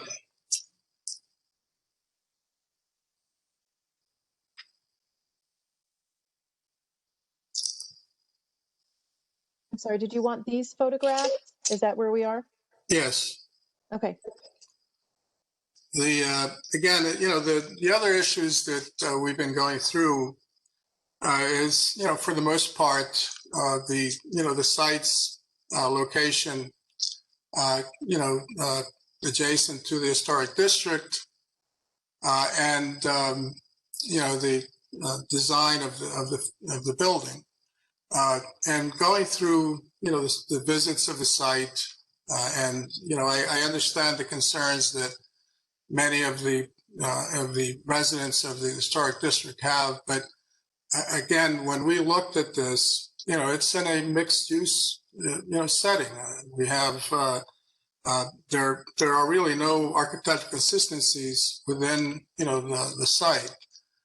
You have modern office building adjacent to it. You have various different type of commercial structures.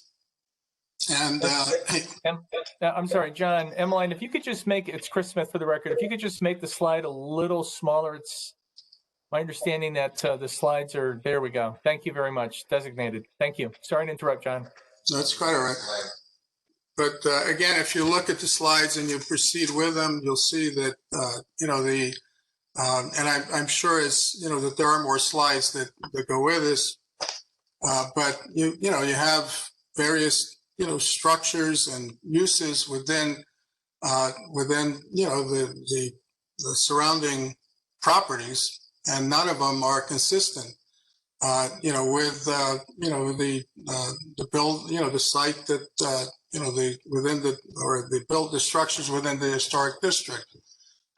What we did is we looked at in designing this building, we did take into consideration all of the structures within the district, and we looked at the dormers and the various gable and so forth. That when you look at our building design, it mimics a lot of the historic buildings. There was concerns that had been raised concerning the side gables and even Attorney Green's home. And again, this was, we introduced dog houses, shed dormers, and so forth, so that we attempted to, to comply with, some way of the design of the district. We didn't follow the modern or contemporary designs of the office buildings, the office building adjacent to it, or any of the other structures. If you look at our structural design, even on the top floor, which we try to introduce it into the dormers of the building. This is the garage next door. You have if I would go back to the other slide that you just showed, I mean, not this one, the one with the side view of there's a fire escape, I believe. Yes, this one here. Here's an historic building, yet it's been converted into a multifamily. It has a steel fire escape along its side. So, there has been, certain conversions that have taken place over the years. And again, it's, but in our, the design we came up with, we were more focused on, some of the other features. Here's a slide that you have. John, if I may, I'm just receiving word. I think Mr. DeTangelo would just like to make a few comments. He's the one who took photographs, Mr. Chairman. Okay. And Emily, he might be in on a call-in, I think. No, thank you. Emily, can you hear me now? Don't leave the batter's box, please. Yeah. Can you hear me? Okay. Can you back up to the beginning photos? Since I was the one who took these photos, I want to be clear. Okay, that's great. All right, that was, first this is Glenn Totangelo. I am a member of 131 Beach Road LLC. I'm the applicant. This was taken down from the center line of the post road. And it's important to note, because some of the neighbors that talked about visual, you can see by the mature trees, those are 85 feet plus oaks and maple trees. Next slide, please. This is the first building that you see coming in on Beach Road on the corner. The speaker for Attorney Green mentioned that the architectural details were similar. I would have to say they're inconsistent, and I'm sure John can agree with me on that. The bricks, anything that's built with brick is different types of brick. So this is a Cumberland Farms and a convenience store. If you can go to the next photo, please.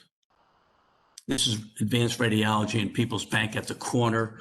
Although the main entrance on the post road does have some nice historical reproduction details. If you go to the next slide, we'll show you. Glenn, I apologize, Chris Smith, for the record.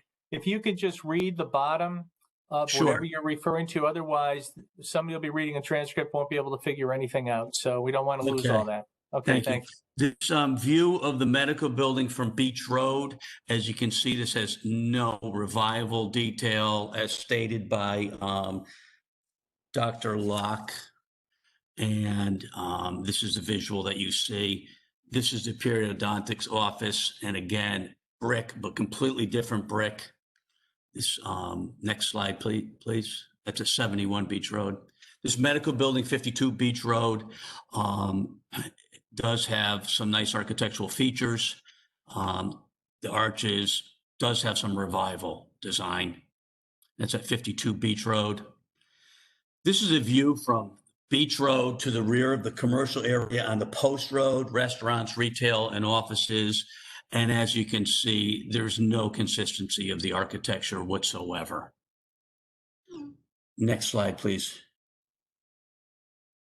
The funeral home and parking lot. This is important. This is at 88 Beach Road, historic building, not in the historic district, but as per the detail that the association's speaker stated, that this is a front to back and side to side gable design, similar to what we've included in our building.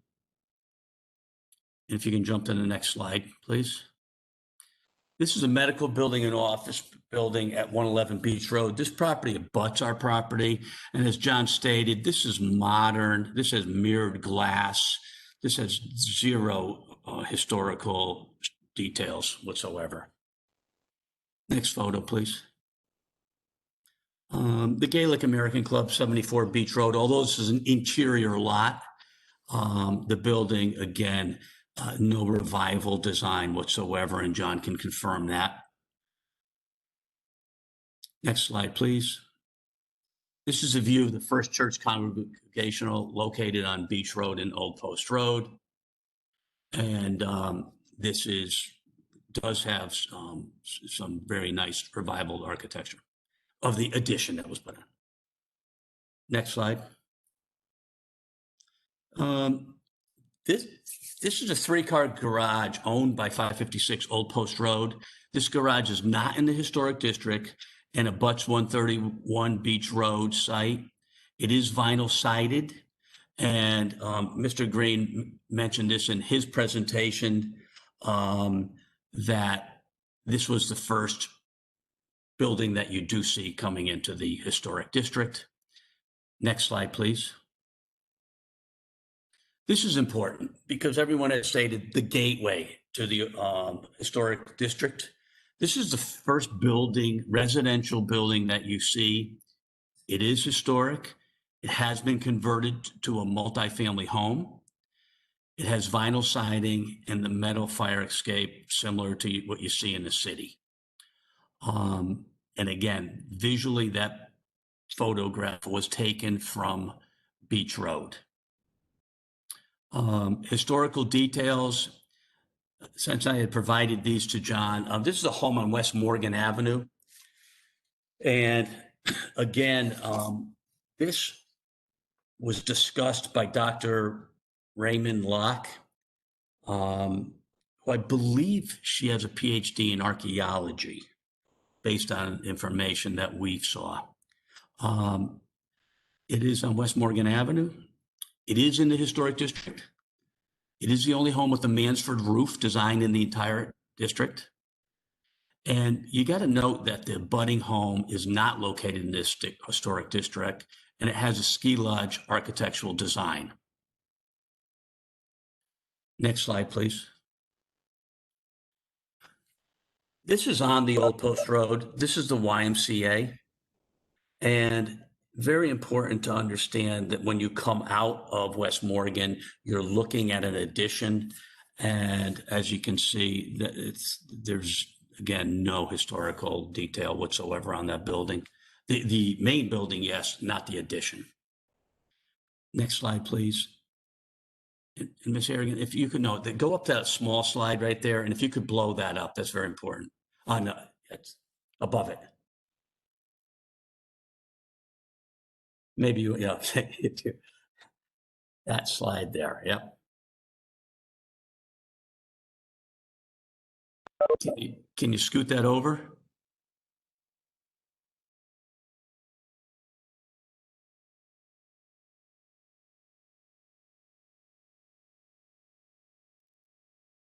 I can work with that. When I asked John to design the architectural details of it, him and I spent time looking at homes throughout the Old Post Road. And this is the rendering. And important to understand, their own consultant, the architectural consultant, Dr. Raymond Locke, stated that the buildings in the historic district have features similar to this. This is a side-to-side gable, which the majority of the houses in the historic district have. As you can see, we incorporated doghouse dormer and also shed roof. And we'd like to, if you can go to the next slide, please. And you have to make that one smaller now. That's a shed roof located on the Old Post Road, coming right off the old, off of the Post Road. Next slide, please. That's a doghouse dormer, also in the historic district on the Old Post Road. And next slide. This is 487 Old Post Road, historic district. Again, side-to-side gable, shingle style siding, which is exactly what we're using of the style of it, and double hung windows similar to what we do. All of these features are included in the design of 131 Beach Road because it was stated numerous times that we had not looked at any of the architecture, and that was mistaken. The next slide. This is a existing streetscape of 131 Beach Road and 111 Beach Road. Pretty important to note, it's an 85-foot existing oak tree, and note the distance to the abutting commercial medical building. Next slide. Mr. Levy had mentioned about distance of where the historic line is. This is 131 Beach Road and the abutting 556 Old Post Road. You can see the garage. You can barely see the house. Next slide, please. This is an important slide. This is a view of 131 Beach Road from the abutting Maritime Motors Chevrolet dealership. And the white building is the back of 131 Beach Road. You can see 111 Beach Road on the right, which is very modern style. And also note the existing trees completely buffer the Old Post Road residential properties. Before we get into the next slides, I would have to ask if anyone has any questions for John Geddes or myself. And sorry, John, to jump in, but I was one who took the photos. That's why I did that. And Fine. again, Thank you very much. Chris Smith for the record, Mr. Chairman. And again, the point here is just to make sure that the record reflects that the design that is being proposed, as Mr. Getz has indicated, has incorporated a number of these traditional New England, I call these traditional New England components of traditional New England architecture into the design of the building.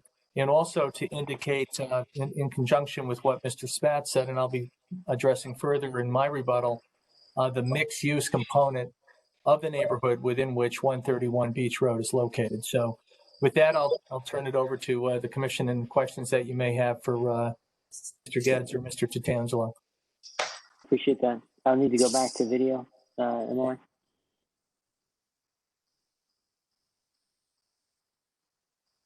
Thank you. Any commissioners have any questions for Mr. Getz or Tatangelo? Commissioner Francis? I would like to ask on whose property are these very tall trees that provide all this screening behind it and to the south? All of the existing mature trees are located on the abutting neighbors' properties. So they would, just for the record, Chris Smith, so the abutting neighbors would control whether those trees remain there long-term or not, Madam Chairwoman, or Madam Commissioner. On the same token, you have no responsibility to provide any screening because it's there. Correct. Thanks to someone else. Any other questions for Mr. Getz? Yes, Commissioner Levy. Thank you, Mr. Chairman. Sir Tatangelo, the last photo you showed was at the back of the existing Masonic lodge at 131 Beach Road, correct? Yes. And that's roughly 2.5 stories tall? Correct. And the proposed building would be twice that high, or about 5 stories, correct? Approximately. Thank you. Nothing further.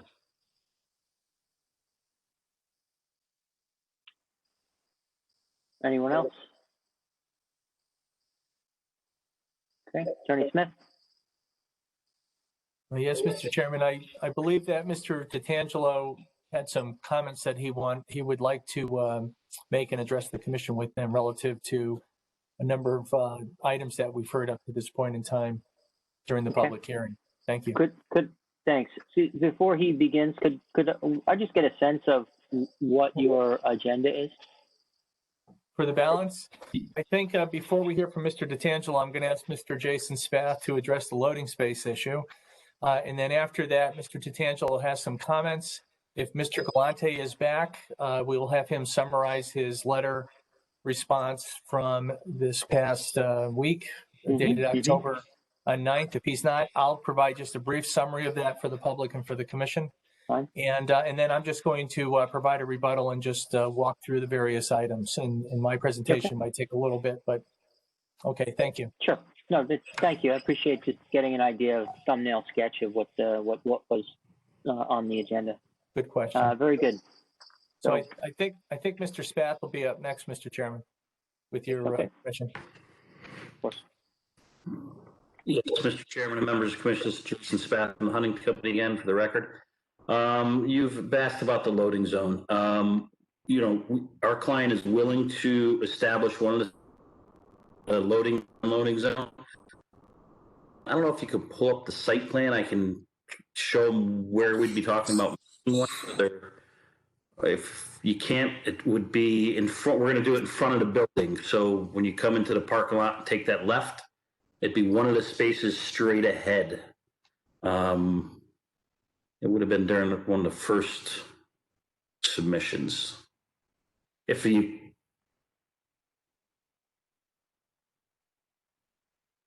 because what we'll do is we'll determine if you don't find it, I see you looking.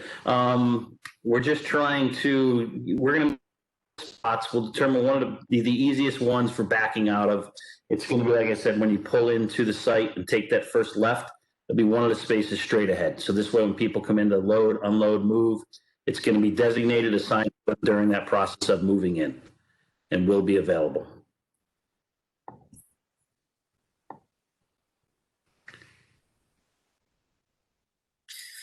Emily, I think it's okay if you don't find it unless the commission member wants to see it on the screen. I don't believe that's going to be necessary. Does anyone need to see this now? Very good. Attorney Smith? Okay, Mr. Tatangelo. Okay. Ms. Harrigan, if you could turn to 10, 15, 20, our final presentation that you were just on with John Gaddis. Yeah, 10, 15, 20, final is the headline of it, the title.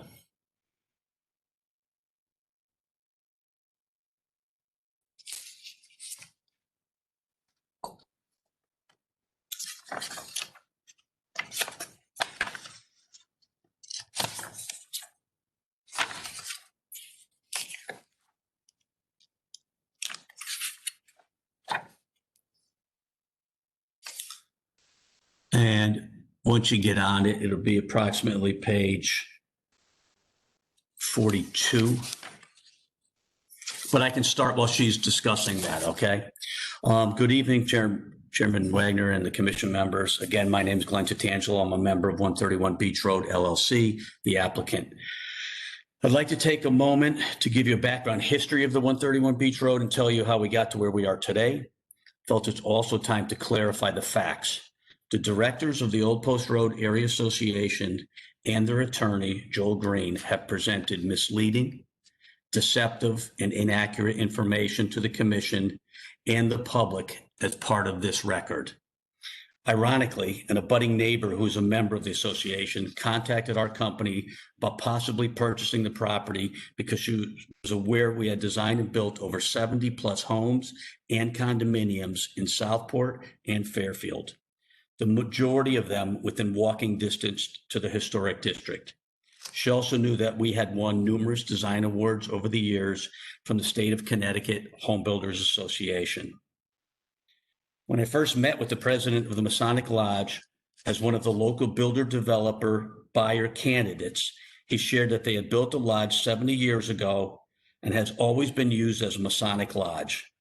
The Masons felt they no longer had the need for such a large and expensive building to operate. They were renting spaces in the parking lot for storage of boats, trailers, and food trucks to help some of their expenses to operate. They also rented the lower level commercial kitchen and large banquet hall. This tenant regularly catered to 100 plus guests for private parties, dances, weddings, and family celebrations. Annually, they rented to a company that sold teak furniture to the public. We purchased the property in December of 2019, allowing them to keep the Masons charter in Fairfield, which had been in Fairfield for hundreds of years. Because of our acquisition, over 5 years of unpaid real estate taxes totaling over $138,000 were paid off to the town of Fairfield. That's $138,000. The Masons were now able to get back to their focus of providing charitable donations for people in need. We turned a non-performing asset in the town of Fairfield back into a performing asset. We looked at every possible design opportunity, single family, renovating the existing building, townhomes. None of them made financial sense. We decided to design the current building. The location was a perfect transition between a substantial commercial area and a residential area. Plus, we have an incredible existing natural screening of mature trees buffering our building, the street, and the budding residential area.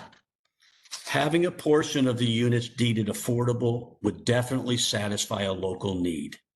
There is a large demand for new college graduates starting their professional careers, seniors looking to downsize, snowbirds who want to have their own place when visiting their grandkids, and divorced people wanting to live near their children.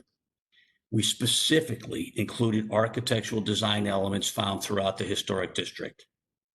I know there were comments about lack of amenities. We disagree. Our existing amenities are right outside the front door. Within minutes from this property, you can walk or ride a bike to the train, over 30 restaurants, unlimited shopping, a YMCA, library, and town beach. Often, unused site amenities only increase the cost for residents to live there. There is a gigantic need in front of our eyes. Let us have an opportunity to try to give someone less fortunate a helping hand. I know Mr. Green and Mr. Backey have said build a two-story and make them all affordable. That's just ridiculous and does not work for any business model. I'm here to tell you we will build a beautiful, quality building. It will have historic elements found throughout New England. It will be maintained in pristine condition, and it will have residents that will become an important part of this community. Now I want to discuss and share with you some of the misleading and outright deceptive information that some of the directors of the association and their attorney have provided. Sadly enough, this misleading information was provided by photo and names in a petition, to letters to the editors, to local papers, and put on recording and put on record in this hearing. After hearing this information, you must wonder how many people would not have signed the petition if they had heard the truth. I want you to make sure that the commission doesn't make a decision based on this misleading information. Ms. Harrigan, were you able to put that up? I'm sorry, the presentation is frozen. So I can't, it won't, it's locked up. I just can't get it to do anything. I apologize.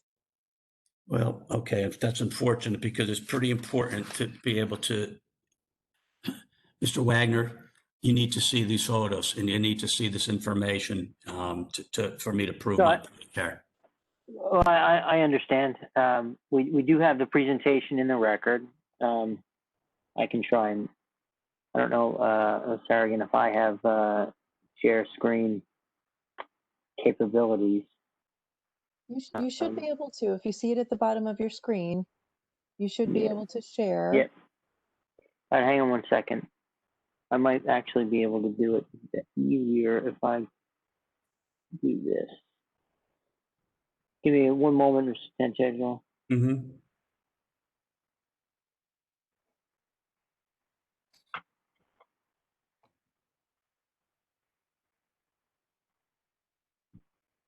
I apologize. I can't even advance anything. It just won't do anything. I'm really sorry. Yeah, Mr. Wagner's 10:15:20 is what we're looking for. That's its final.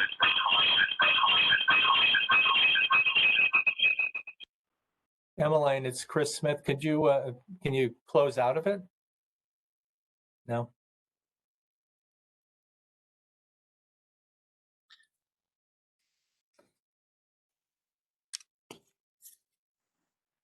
Right. So now I'm in on another computer and I have this up on my screen. This is the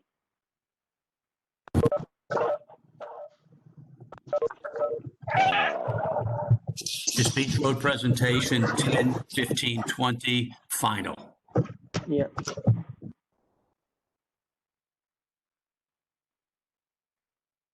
Okay. What page? I believe I asked to turn to page 42.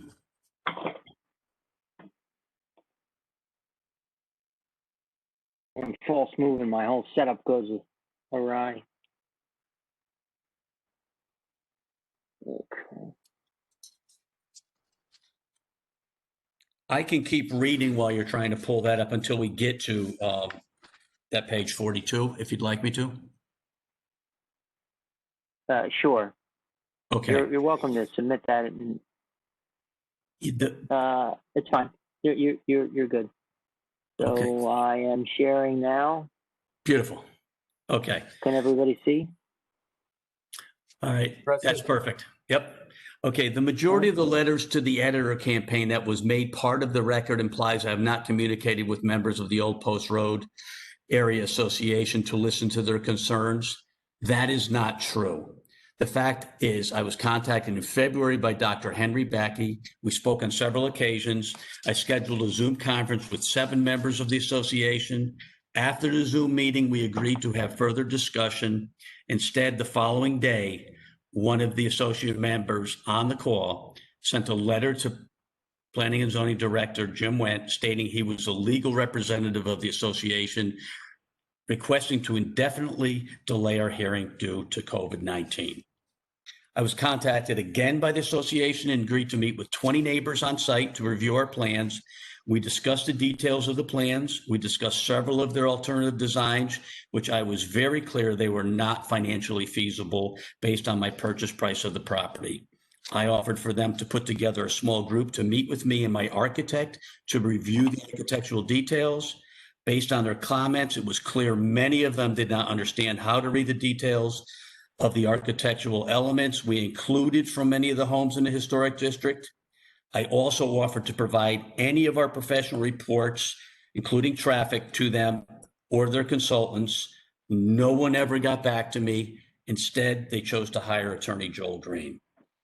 At that point, and after I had been misquoted in one of the letters to the editor, I notified Vice President of the association, Karen Wingett, that I was advised that any future communications between myself and the association should be through our attorneys to avoid any additional miscommunication.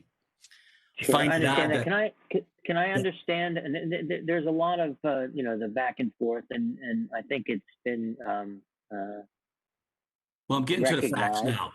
You're going to see facts. I don't get where this is going and why we need to understand whether there were whether your attorneys were talking to each other or if you were speaking directly with one. I mean, Mr. Wagner, these aren't relevant. Mr. Wagner, I sat through hours and hours of irrelevant testimony. Okay, so I'd appreciate if you would respect me and let me finish. I respect you immensely, and I hope that you can appreciate the fact that I have accommodated many different perspectives here and patiently sat through hours and hours and hours of testimony and presentations and evidence and stuff. All I'm trying to, we don't need to air, like he said, she said kind of stuff. I mean, the application. I'm going to prove some factual. I'm proving facts that I need to have on the record, sir. If I could get finished, I need a few more minutes and I can finish. For the record, Mr. Chairman, we hear you clearly. I do think some of the upcoming slides may address some inaccuracies with some of the evidence, so to speak, that was submitted. Then let's hear the inaccuracies. Yeah, I mean, I'm trying to get to that, sir. Okay. If you, I found it odd that their passionate letter to the editors wanting to work together and rather than battle were not reflected in their actions. Dr. Henry Backey never returned any emails since August 15th, and Mr. Shaw never once reached out to me by email, text, or phone call. I challenge any of them to prove anything different. Instead, I've been subjected to character name-calling smear campaign, including being called greedy and predator. The reputation of myself and our company is being falsely attacked. This is not how you work together. Here are a few examples. Ms. Harrigan, if you could turn to, this is Beach Road Plan, a threat to the public. Oh no, can you go back up, please? Where it's highlighted. Where would you like me to go? You've got the chairman driving the presentation. You can go down to the highlighted right there. Okay. This was sent into newspapers and told to the public and provided to you. This is part of your record where Mr. Shaw specifically states the building will rise 60 feet above the local historic homes on the Old Post Road. That's not true. That's not even close to accurate. It's viewable from St. Paul's Episcopal Church. The licensed surveyor specifically stated that's not true. If you can keep going down, please. Sure. How far? Keep going. Okay. Keep going. If there's a highlighted area. Sure. Mr. Shaw specifically stated that this would be viewable from nearly every home on the Old Post Road. That's just ridiculous. It's false. It's deceptive. It's inaccurate. And I can't have the commission believe anything like this. If you could, please. Fine. Yeah.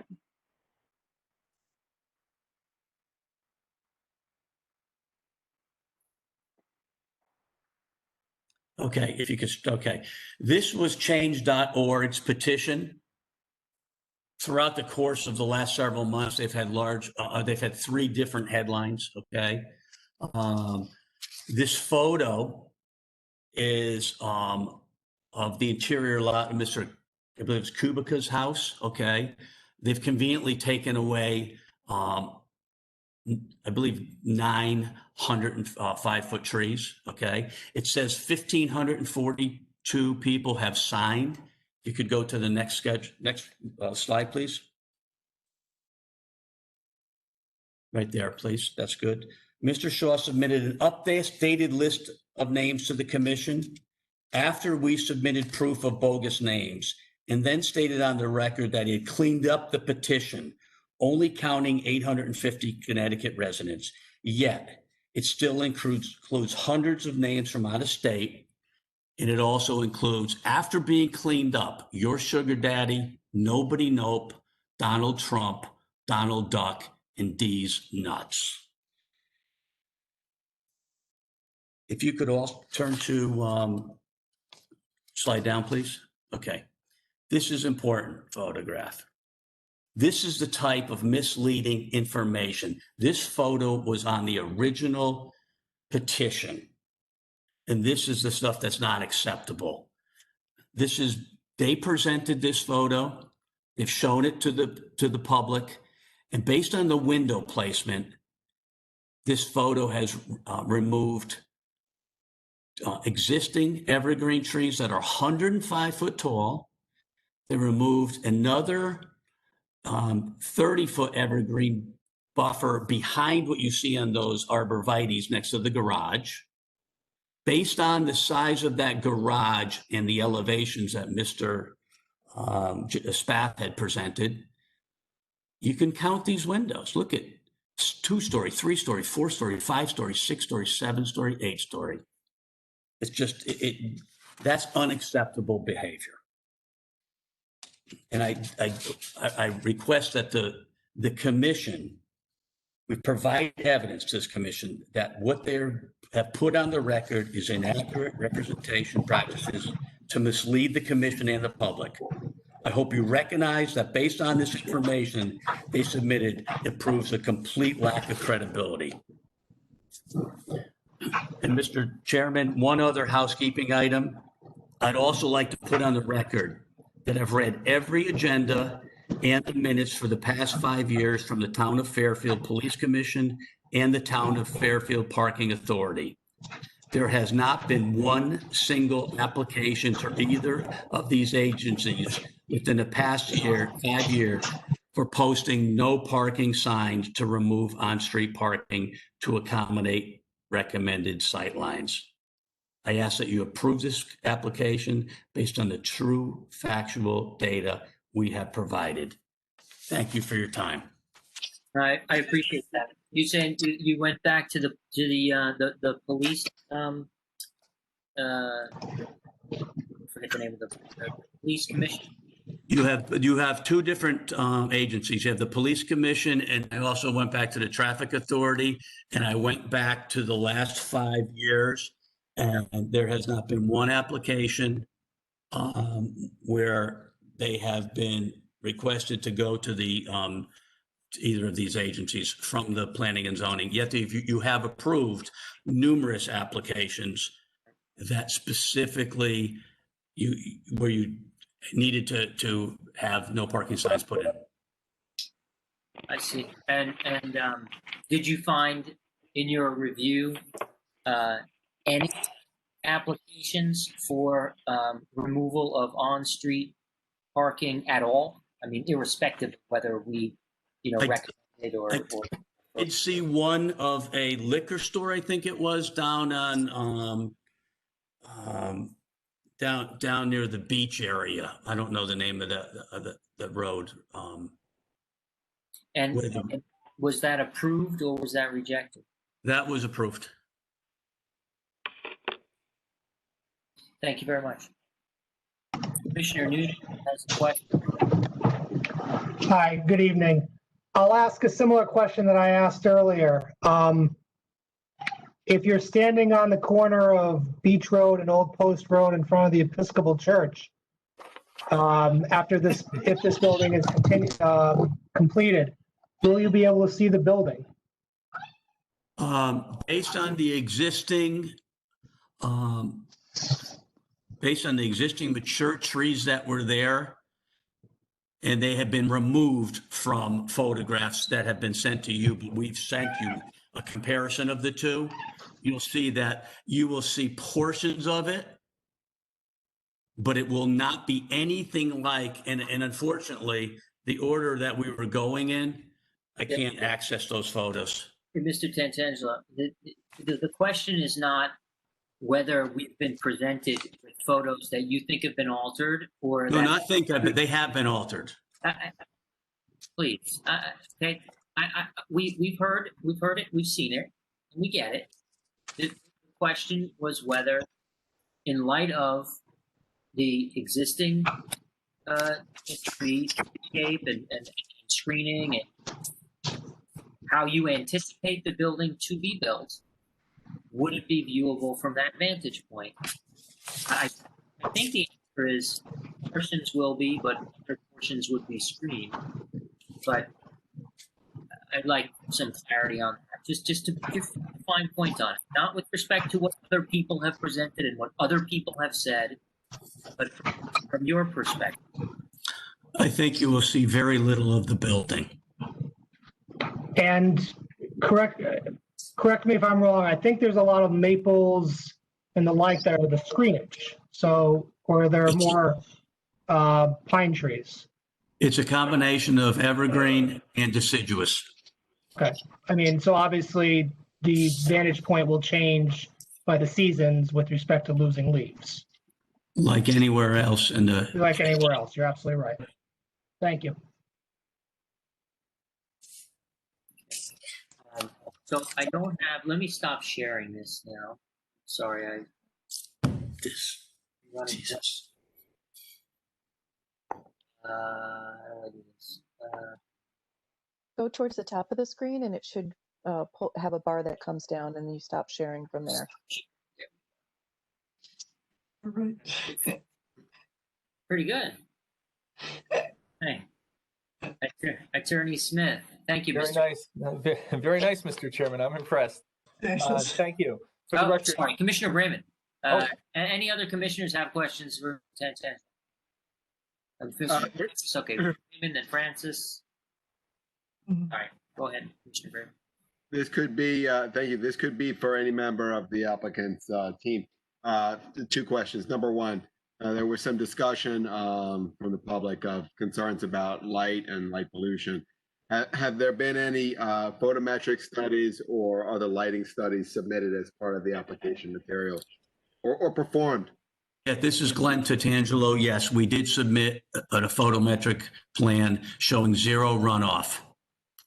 Okay, and then the second question is, are there elements of the architectural design other than side-to-side gable, doghouse dormer, and shed dormer that you believe are consistent with the architecture of the historic district? Yes. Such as? Like I said, the double hung windows, the trim around them, and the shingle style siding. Thank you. Commissioner Francis? Have there been any studies of the sunlight damage loss to some of the abutting houses? Yeah,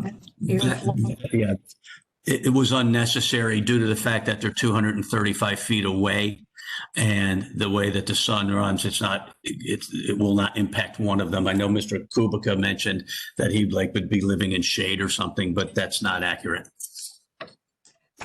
The building, the photo that they show that our building looks like it's in his backyard. Yes, that would be, if that was real, that would be the case, but it's not the case. The building is nowhere near where that building is reflected in that photograph. And for the record, Chris Smith, again, there's the substantial screening that it does exist, as you indicated before, noted before, Commissioner Francis.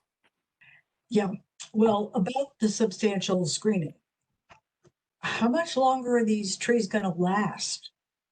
And who's responsible for replacing them when they're destroyed in a hurricane, struck by lightning, or just plain died? I mean, they've got to be 60, 80, 100 years old, some of them.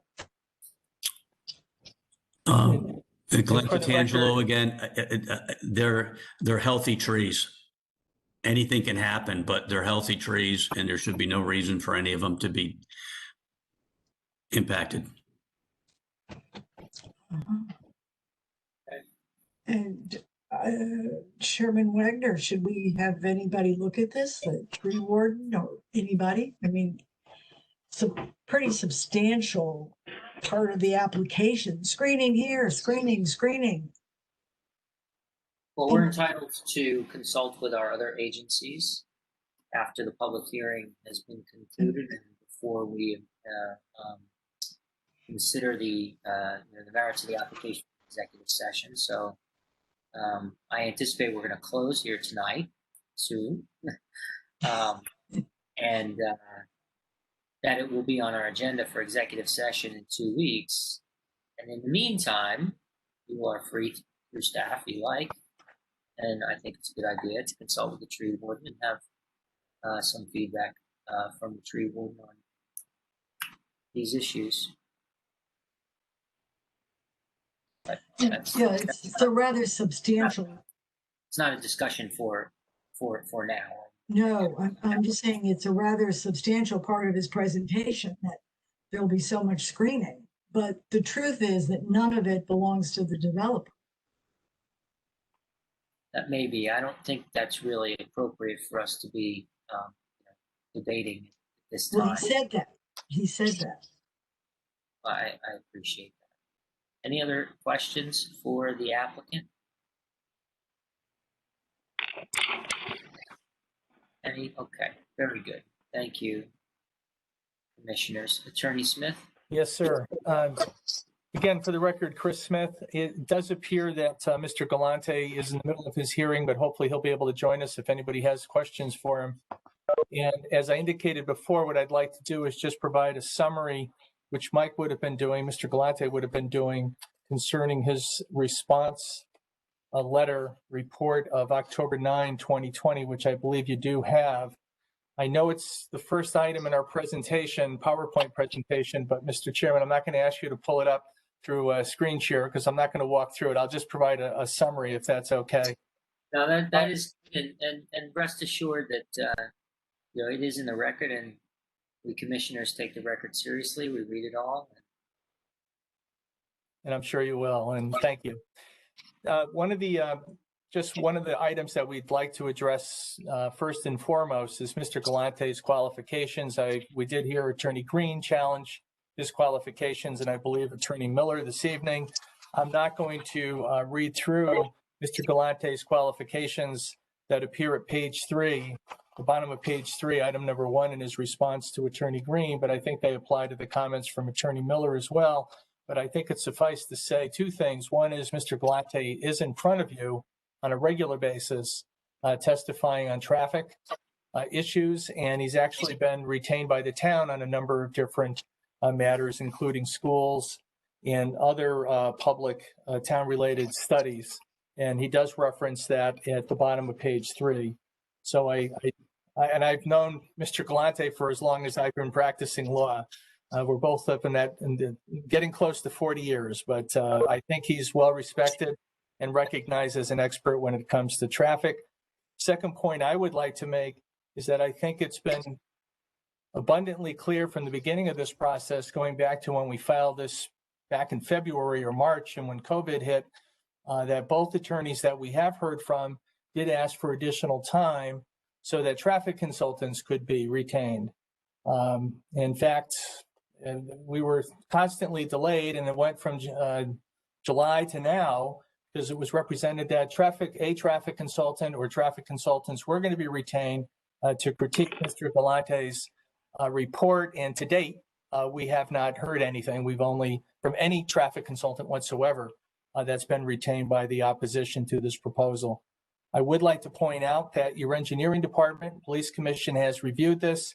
I think it's fair to say that your engineering department has not had any negative comments concerning Mr. Galante's report. There were references to sightlines, and we'll get back to that in a moment. But overall, I don't think there was any criticism from the town's experts, your town engineers, in critiquing Mr. Galante's study. Now, referring to his letter response of October 9, 2020, the first item concerns, he addresses speed studies. And what I'd like to point out is, I think Attorney Miller might have misread this, but that the speed analysis was done in part to calculate the sightlines. And initially, there was one study done in December 18, 2019, but then after that, the town did request that more speed data be utilized at the suggestion of Connecticut DOT. And therefore, as indicated at the bottom of the first paragraph in under speed studies, it indicates that a much larger study was performed for a week from Saturday, the 21st of March to Saturday, March 28th, to record speed. It wasn't a volume, it was speed. And that the sample size actually totaled 17,551 vehicles traveling on Beach Road. And it confirmed the initial analysis that was done in that one day, where the 85th percentile of the speed to be 29 miles per hour, and the speed on the road is posted 25. So Mr. Galante just wanted to clarify that and respond to that. And it falls into, it actually is responsive, I believe, to Attorney Miller's statements this evening. As to volume, Mr. Galante, before he left for his New York hearing, did indicate and referred me. There were some questions, and I don't remember the citizen's name. But if you turn to page 6 of Mr. Galante's report of April 2020, under traffic volumes, it does indicate that counts were done at the intersections of the Post Road and Beach, and at Beach and the Old Post Road. I know there seemed to be some confusion with that. And also the turning movement counts were done on January 30th, 2020. And I think that's in response during the peak hours, 7 a.m. to 10 a.m. and 4 p.m. to 7 p.m. And there was a comment from a representative from the Montecero School located, I believe, across the street. And there were also other counts done that are referred to, again, at page 6 in the traffic study. Going back to his response of October 9th, 2020, Mr. Galante's response, and I would respectfully refer the commission members, if you have it handy, to the bottom of page 1, where it's number 2 is entitled Intersection Site Distance. And as Mr. Galante indicated, that the town doesn't have any regulations or standards requiring or determining ISD. And I think that this is reiterated in your town engineer's letter report or letter to Mr. Jim Wendt, TPZ director, dated today, October 13, 2020. The first line states, and quote, "The town does not have a specific requirement for intersection site distance regarding driveways," end of quote. And that's from Mr. Hurley and Ms. Pooley, town engineers. And we'll get back to that in a moment. Turning to the top of page 2, the guidelines, as we know, do reference Connecticut DOT guidelines relative to state highways. And then a little further down, Mr. number 3 provided ISD, and as indicated in the second paragraph, and I'll just read this. And this is follows his report of April 2020 in his cover letter, where he does reference the 6 parking spaces being required to accommodate this ISD that states, quote, to obtain the ISD noted above, approximately 6 parking spaces on Beach Road would need to be removed to provide the ISD. However, none of the other driveways on Beach Road have the same parking restrictions to provide the same ISD. Remember, it's 319 feet, a little over a football field, looking either way. Going back to the letter, provide the same ISD, which would be needed at all driveways along Beach Road. If this ISD is required for all the driveways on Beach Road, the Police Commission would have to remove all on-street parking for the entire length of Beach Road to provide the ISD noted above, end of quote.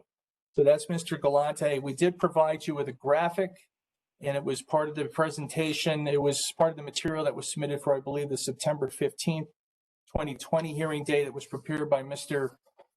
Jason Spath.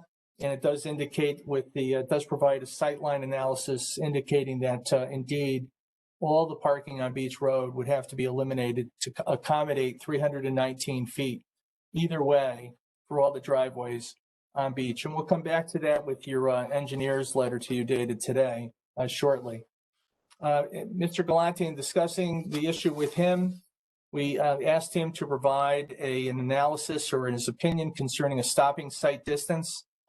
And he does reference, and this is number 4 at page 2, does indicate that CONDOT does follow guidelines provided in a document entitled, quote, a policy on geometric design of Highway Street, end of quote. And in that, there is provision, from what I understand, for stopping site distance. And typically in New York, he indicates that New York, when it comes to the state roads, if ISD, the intersection site distance, can't be required, then they require a stopping site distance. And as he describes later on at the bottom of page 2, Mr. Galante, that the SSD calculation is different from the ISD. And I'll just read the last 3 sentences at the bottom of page 2, quote, therefore the SSD is measured along the travel lane of Beach Road. Without calculating these measurements in a profile on Beach Road, the SSD is available. Since the SSD is measured in the travel lane, and the whole concept of SSD is for the motorist to have sufficient time to react and stop prior to hitting an exiting vehicle already in the travel lane, the removal of parking spaces on Beach Road is not necessary to accommodate the proposed residential development. Going on to item number 5, the last one that I'll talk about is the ISD discussion.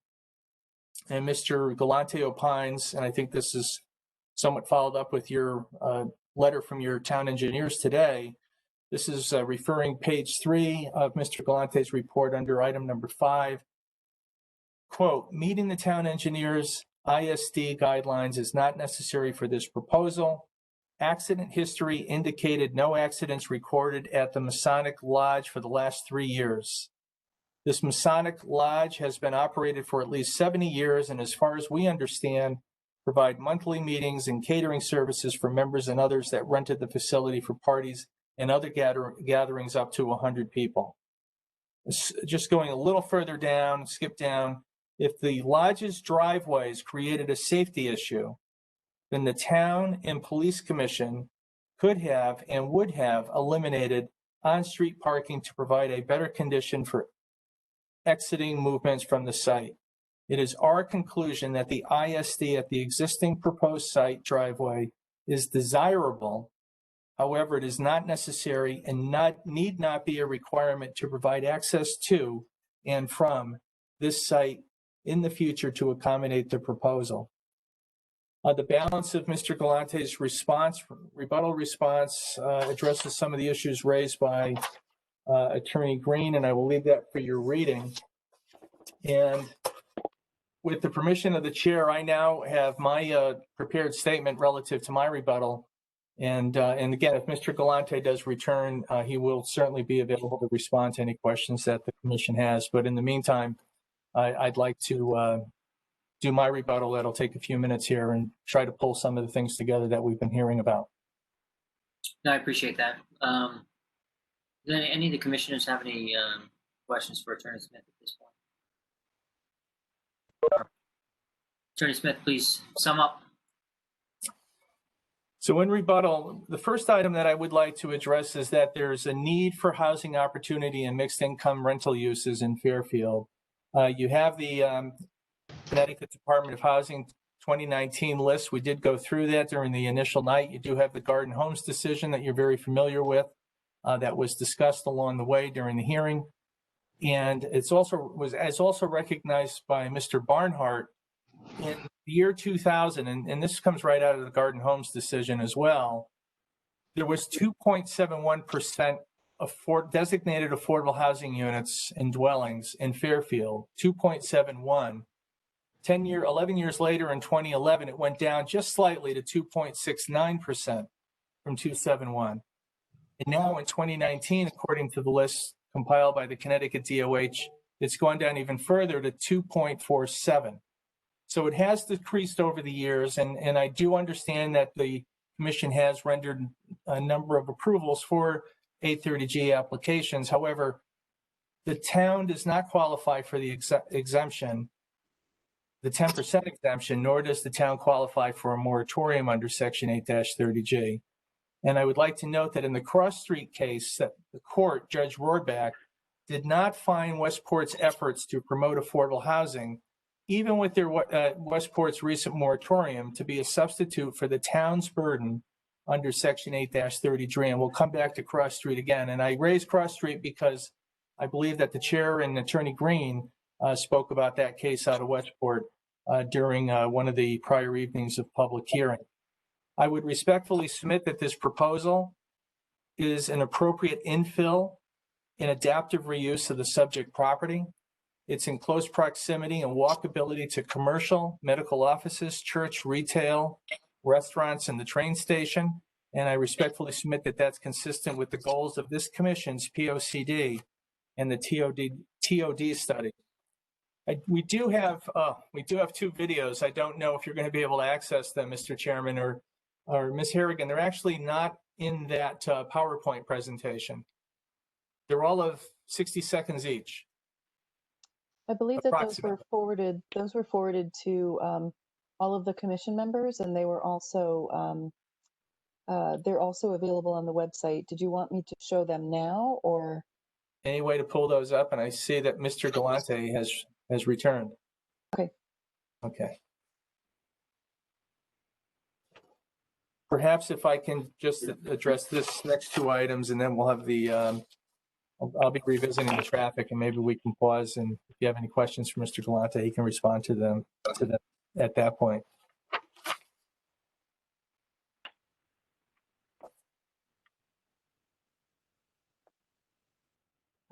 okay. I don't know if you're going to be able to hear the video, but this is at the back of the Masonic Lodge. It doesn't seem to be going. It's basically a 360 going left counterclockwise, and it doesn't seem to. There we go. This is looking towards the homes adjacent.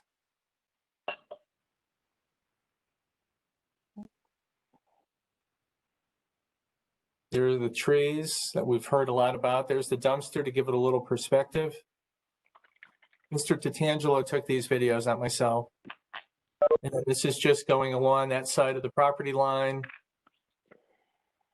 going to the back. We have the two residential homes located behind those trees.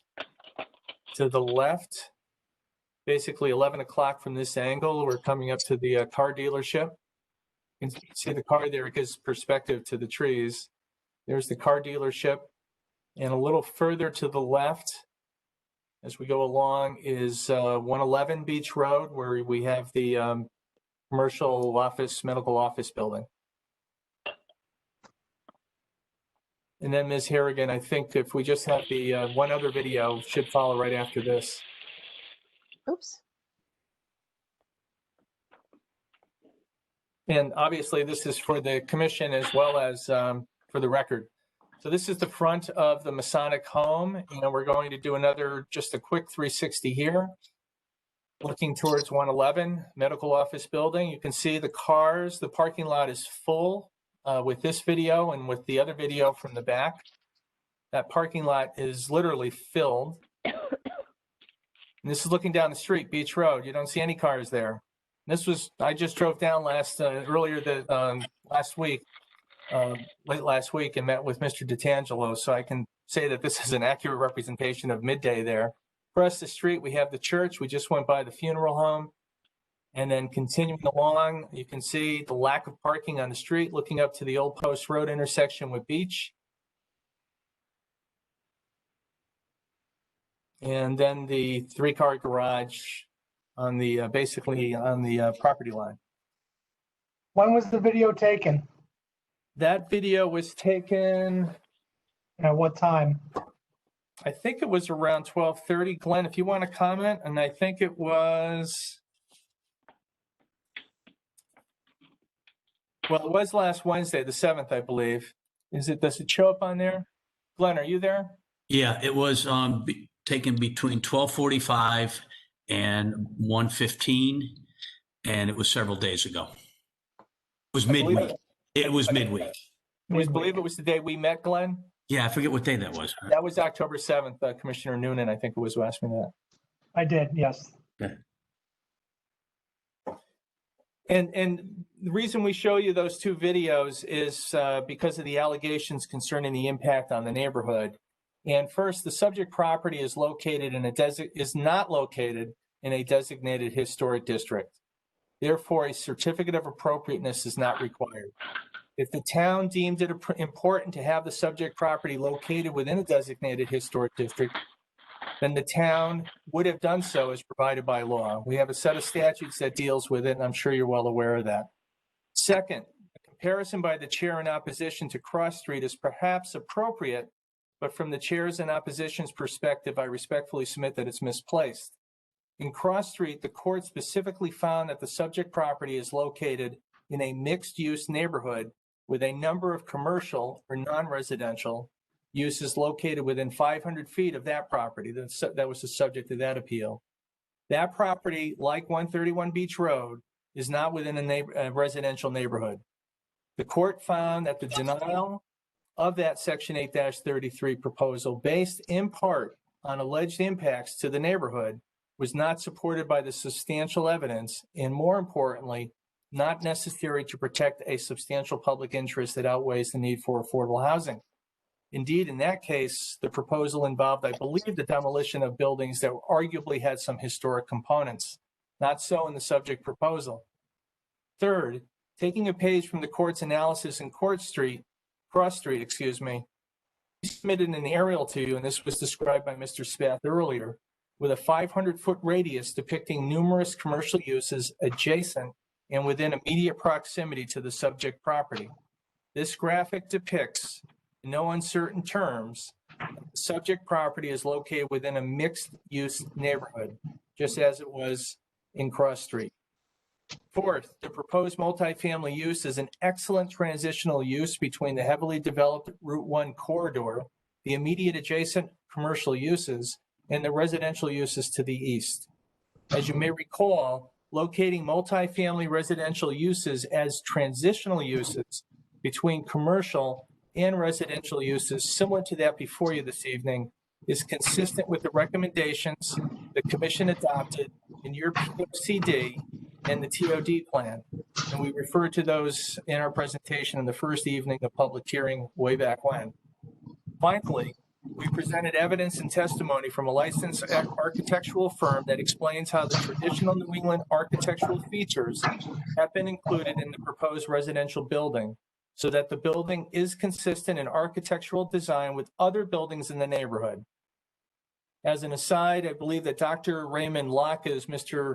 DeTangelo indicated, who testified last week, apparently has some background as she has some historical background, but I believe, and reviewing the website, I believe it was Sacred Heart, that it indicates that she, Dr.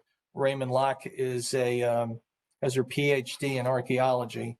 But more importantly, I would respectfully submit that the statements by Dr. Raymond Locke are conclusory in nature, which doesn't comply with the standard that is provided by Section 8-30G of the Connecticut General Statutes.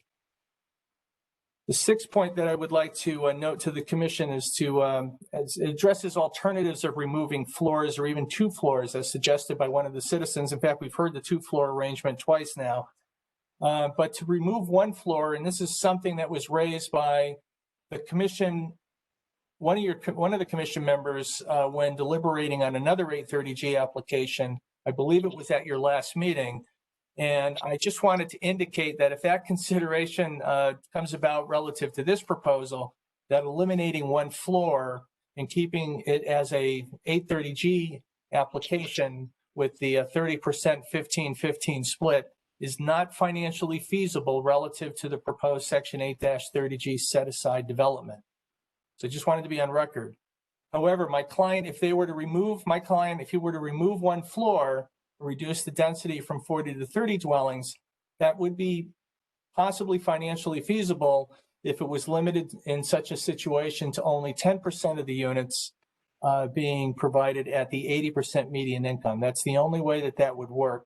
To just say to lose 1 floor and keep it at 830G doesn't work financially. And as you know, that to provide such a condition in that situation is treated as a denial under 8-30G. So I just wanted to state that in the record. I have seen that in other situations where commissions have approved something that wasn't financially feasible. And since that did come up with the other application, wanted to raise that.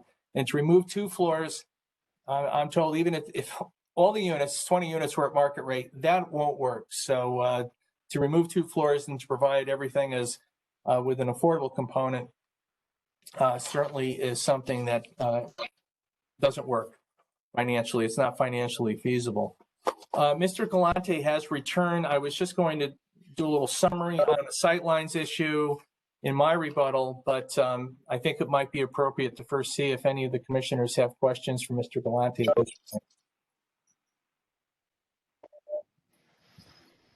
Commissioner Braun? Where was, I'm trying to figure out from the plans, the trash is in the way back. And it doesn't look like there's a route you can travel on the outside of the building. Is the dumpster truck going to go through underneath the building? How is it going to access the trash?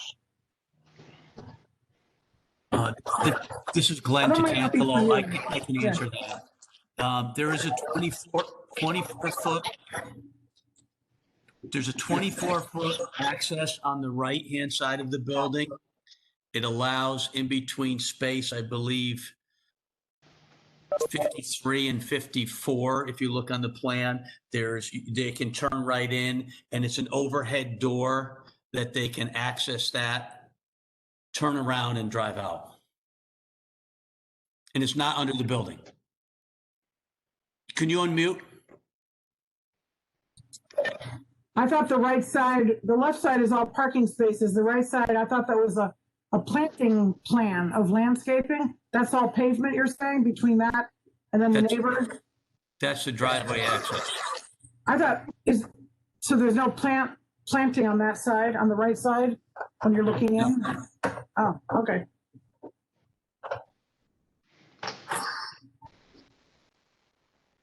Thank you.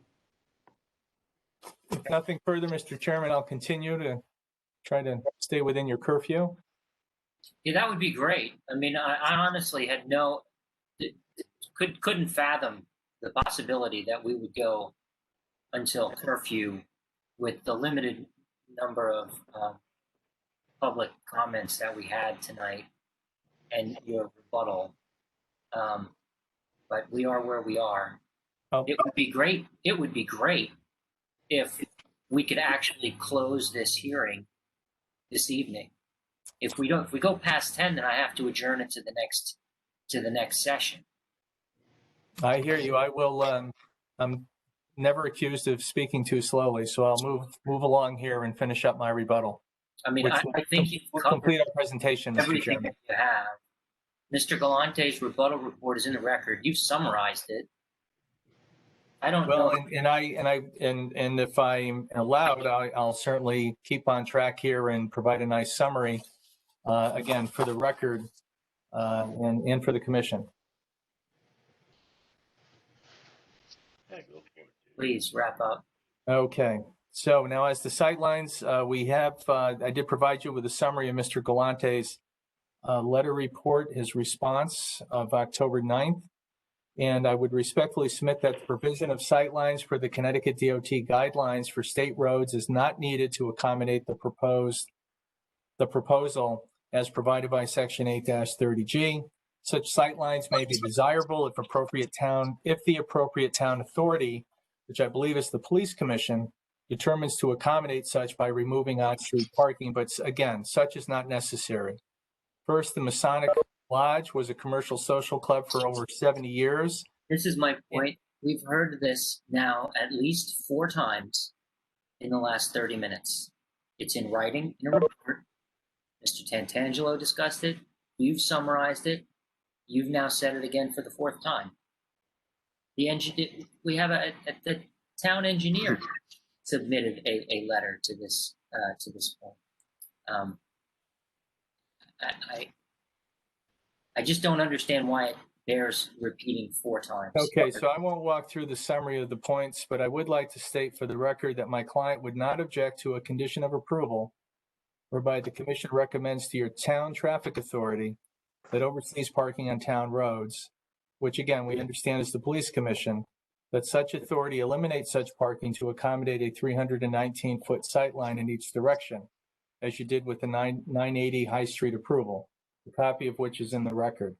However, my client is not willing to accept as a condition of approval, and it's important I have this in the record, a mandate that my client obtain approval to eliminate such parking as a prerequisite to change in the use of his property from the Masonic Lodge use to the proposed residential use with an affordable or housing opportunity component.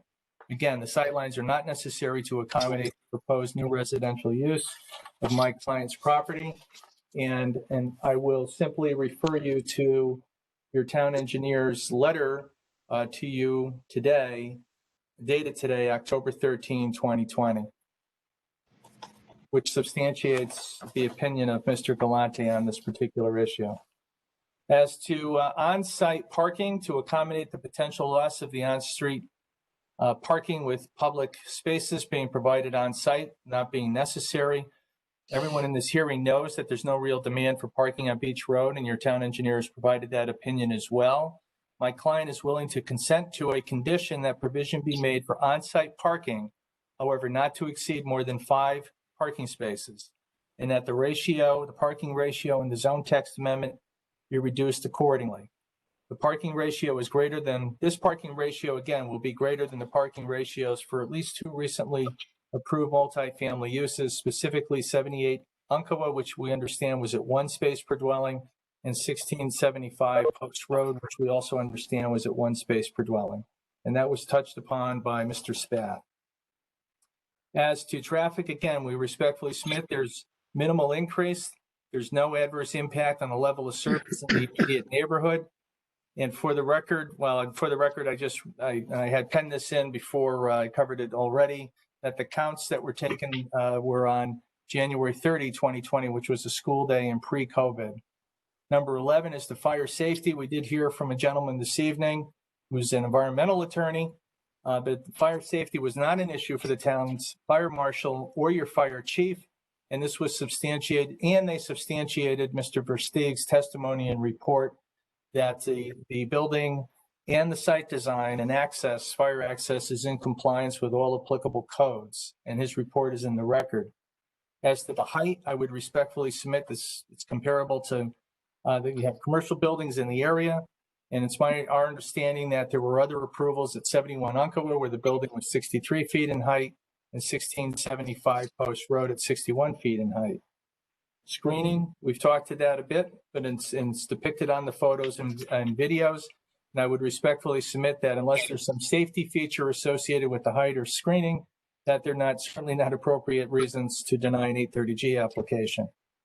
2 housekeeping items. This is important, Mr. Chairman, for the record. One is just would like to address very quickly the lack of reference to the text amendment on your agenda back on September 15th that was raised by Attorney Green.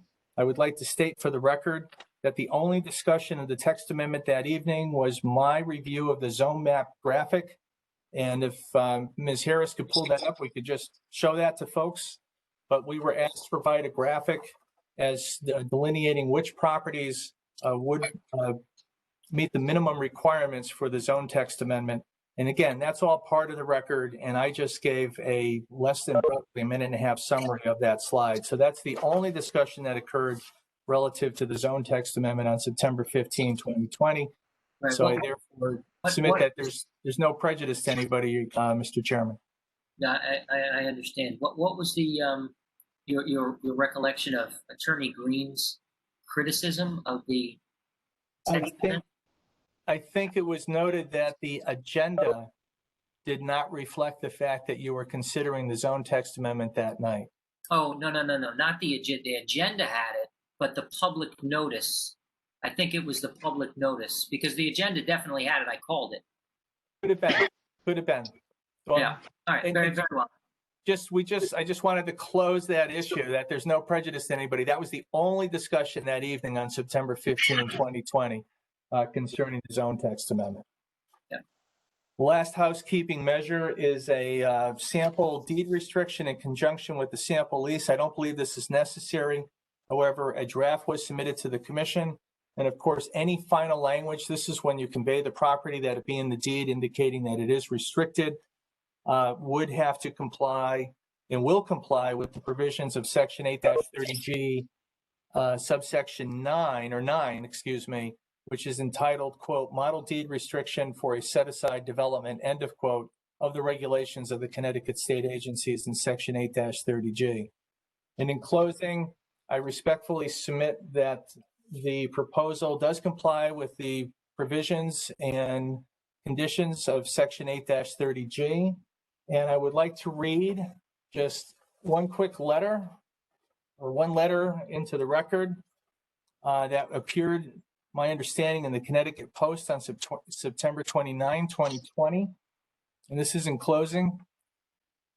The letter is a letter to editors, quote, clarifying position on affordable housing. I am writing with regard to the proposed development of 131 Beach Road that includes affordable housing under the provision of Connecticut General Statute 8-30G.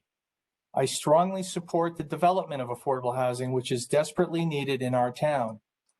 While there are questions about the scale of the proposed development, it is important to note that the inclusion of affordable housing is most welcome in our neighborhood.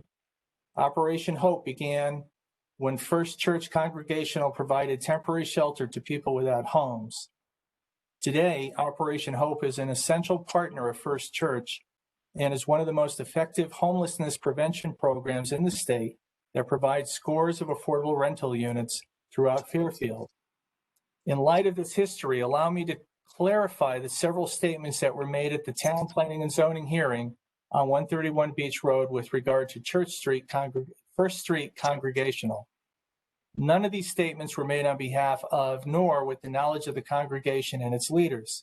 Indeed, in some cases, I would suggest that they were not consistent with the thinking and the commitments of the congregation.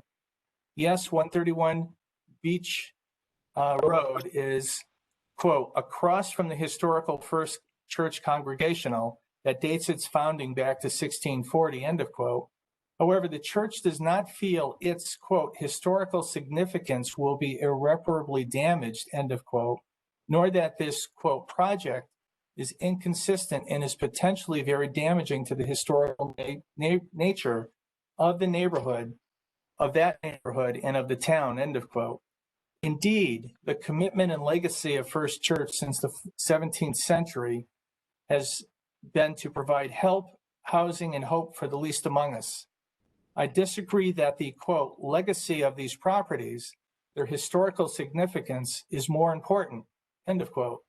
Indeed, it is self-evident that the provision of affordable in the proposal for 131 Beach Road is a fulfillment of the legacy of First Church and its history of the town. I do sincerely hope that some form of the proposal will succeed taking into account the stated concerns of neighbors, and that this property will be used to provide market rate and affordable housing and strengthen the town's historic commitment of caring for all its citizens, end of quote. This letter was written by the Reverend Dr. W. Smollett, I believe, senior pastor, First Church Congregational Fairfield. And in thinking of how best to close this particular 830G application, especially with all comments concerning the perceived and speculative impacts on the historic district, which is located in close proximity to the property, I thought that it would be appropriate to close with a letter from the pastor from the First Church. So on behalf of the team and and on behalf of my client, Mr. Tatangelo, we respectfully thank the commission for your consideration.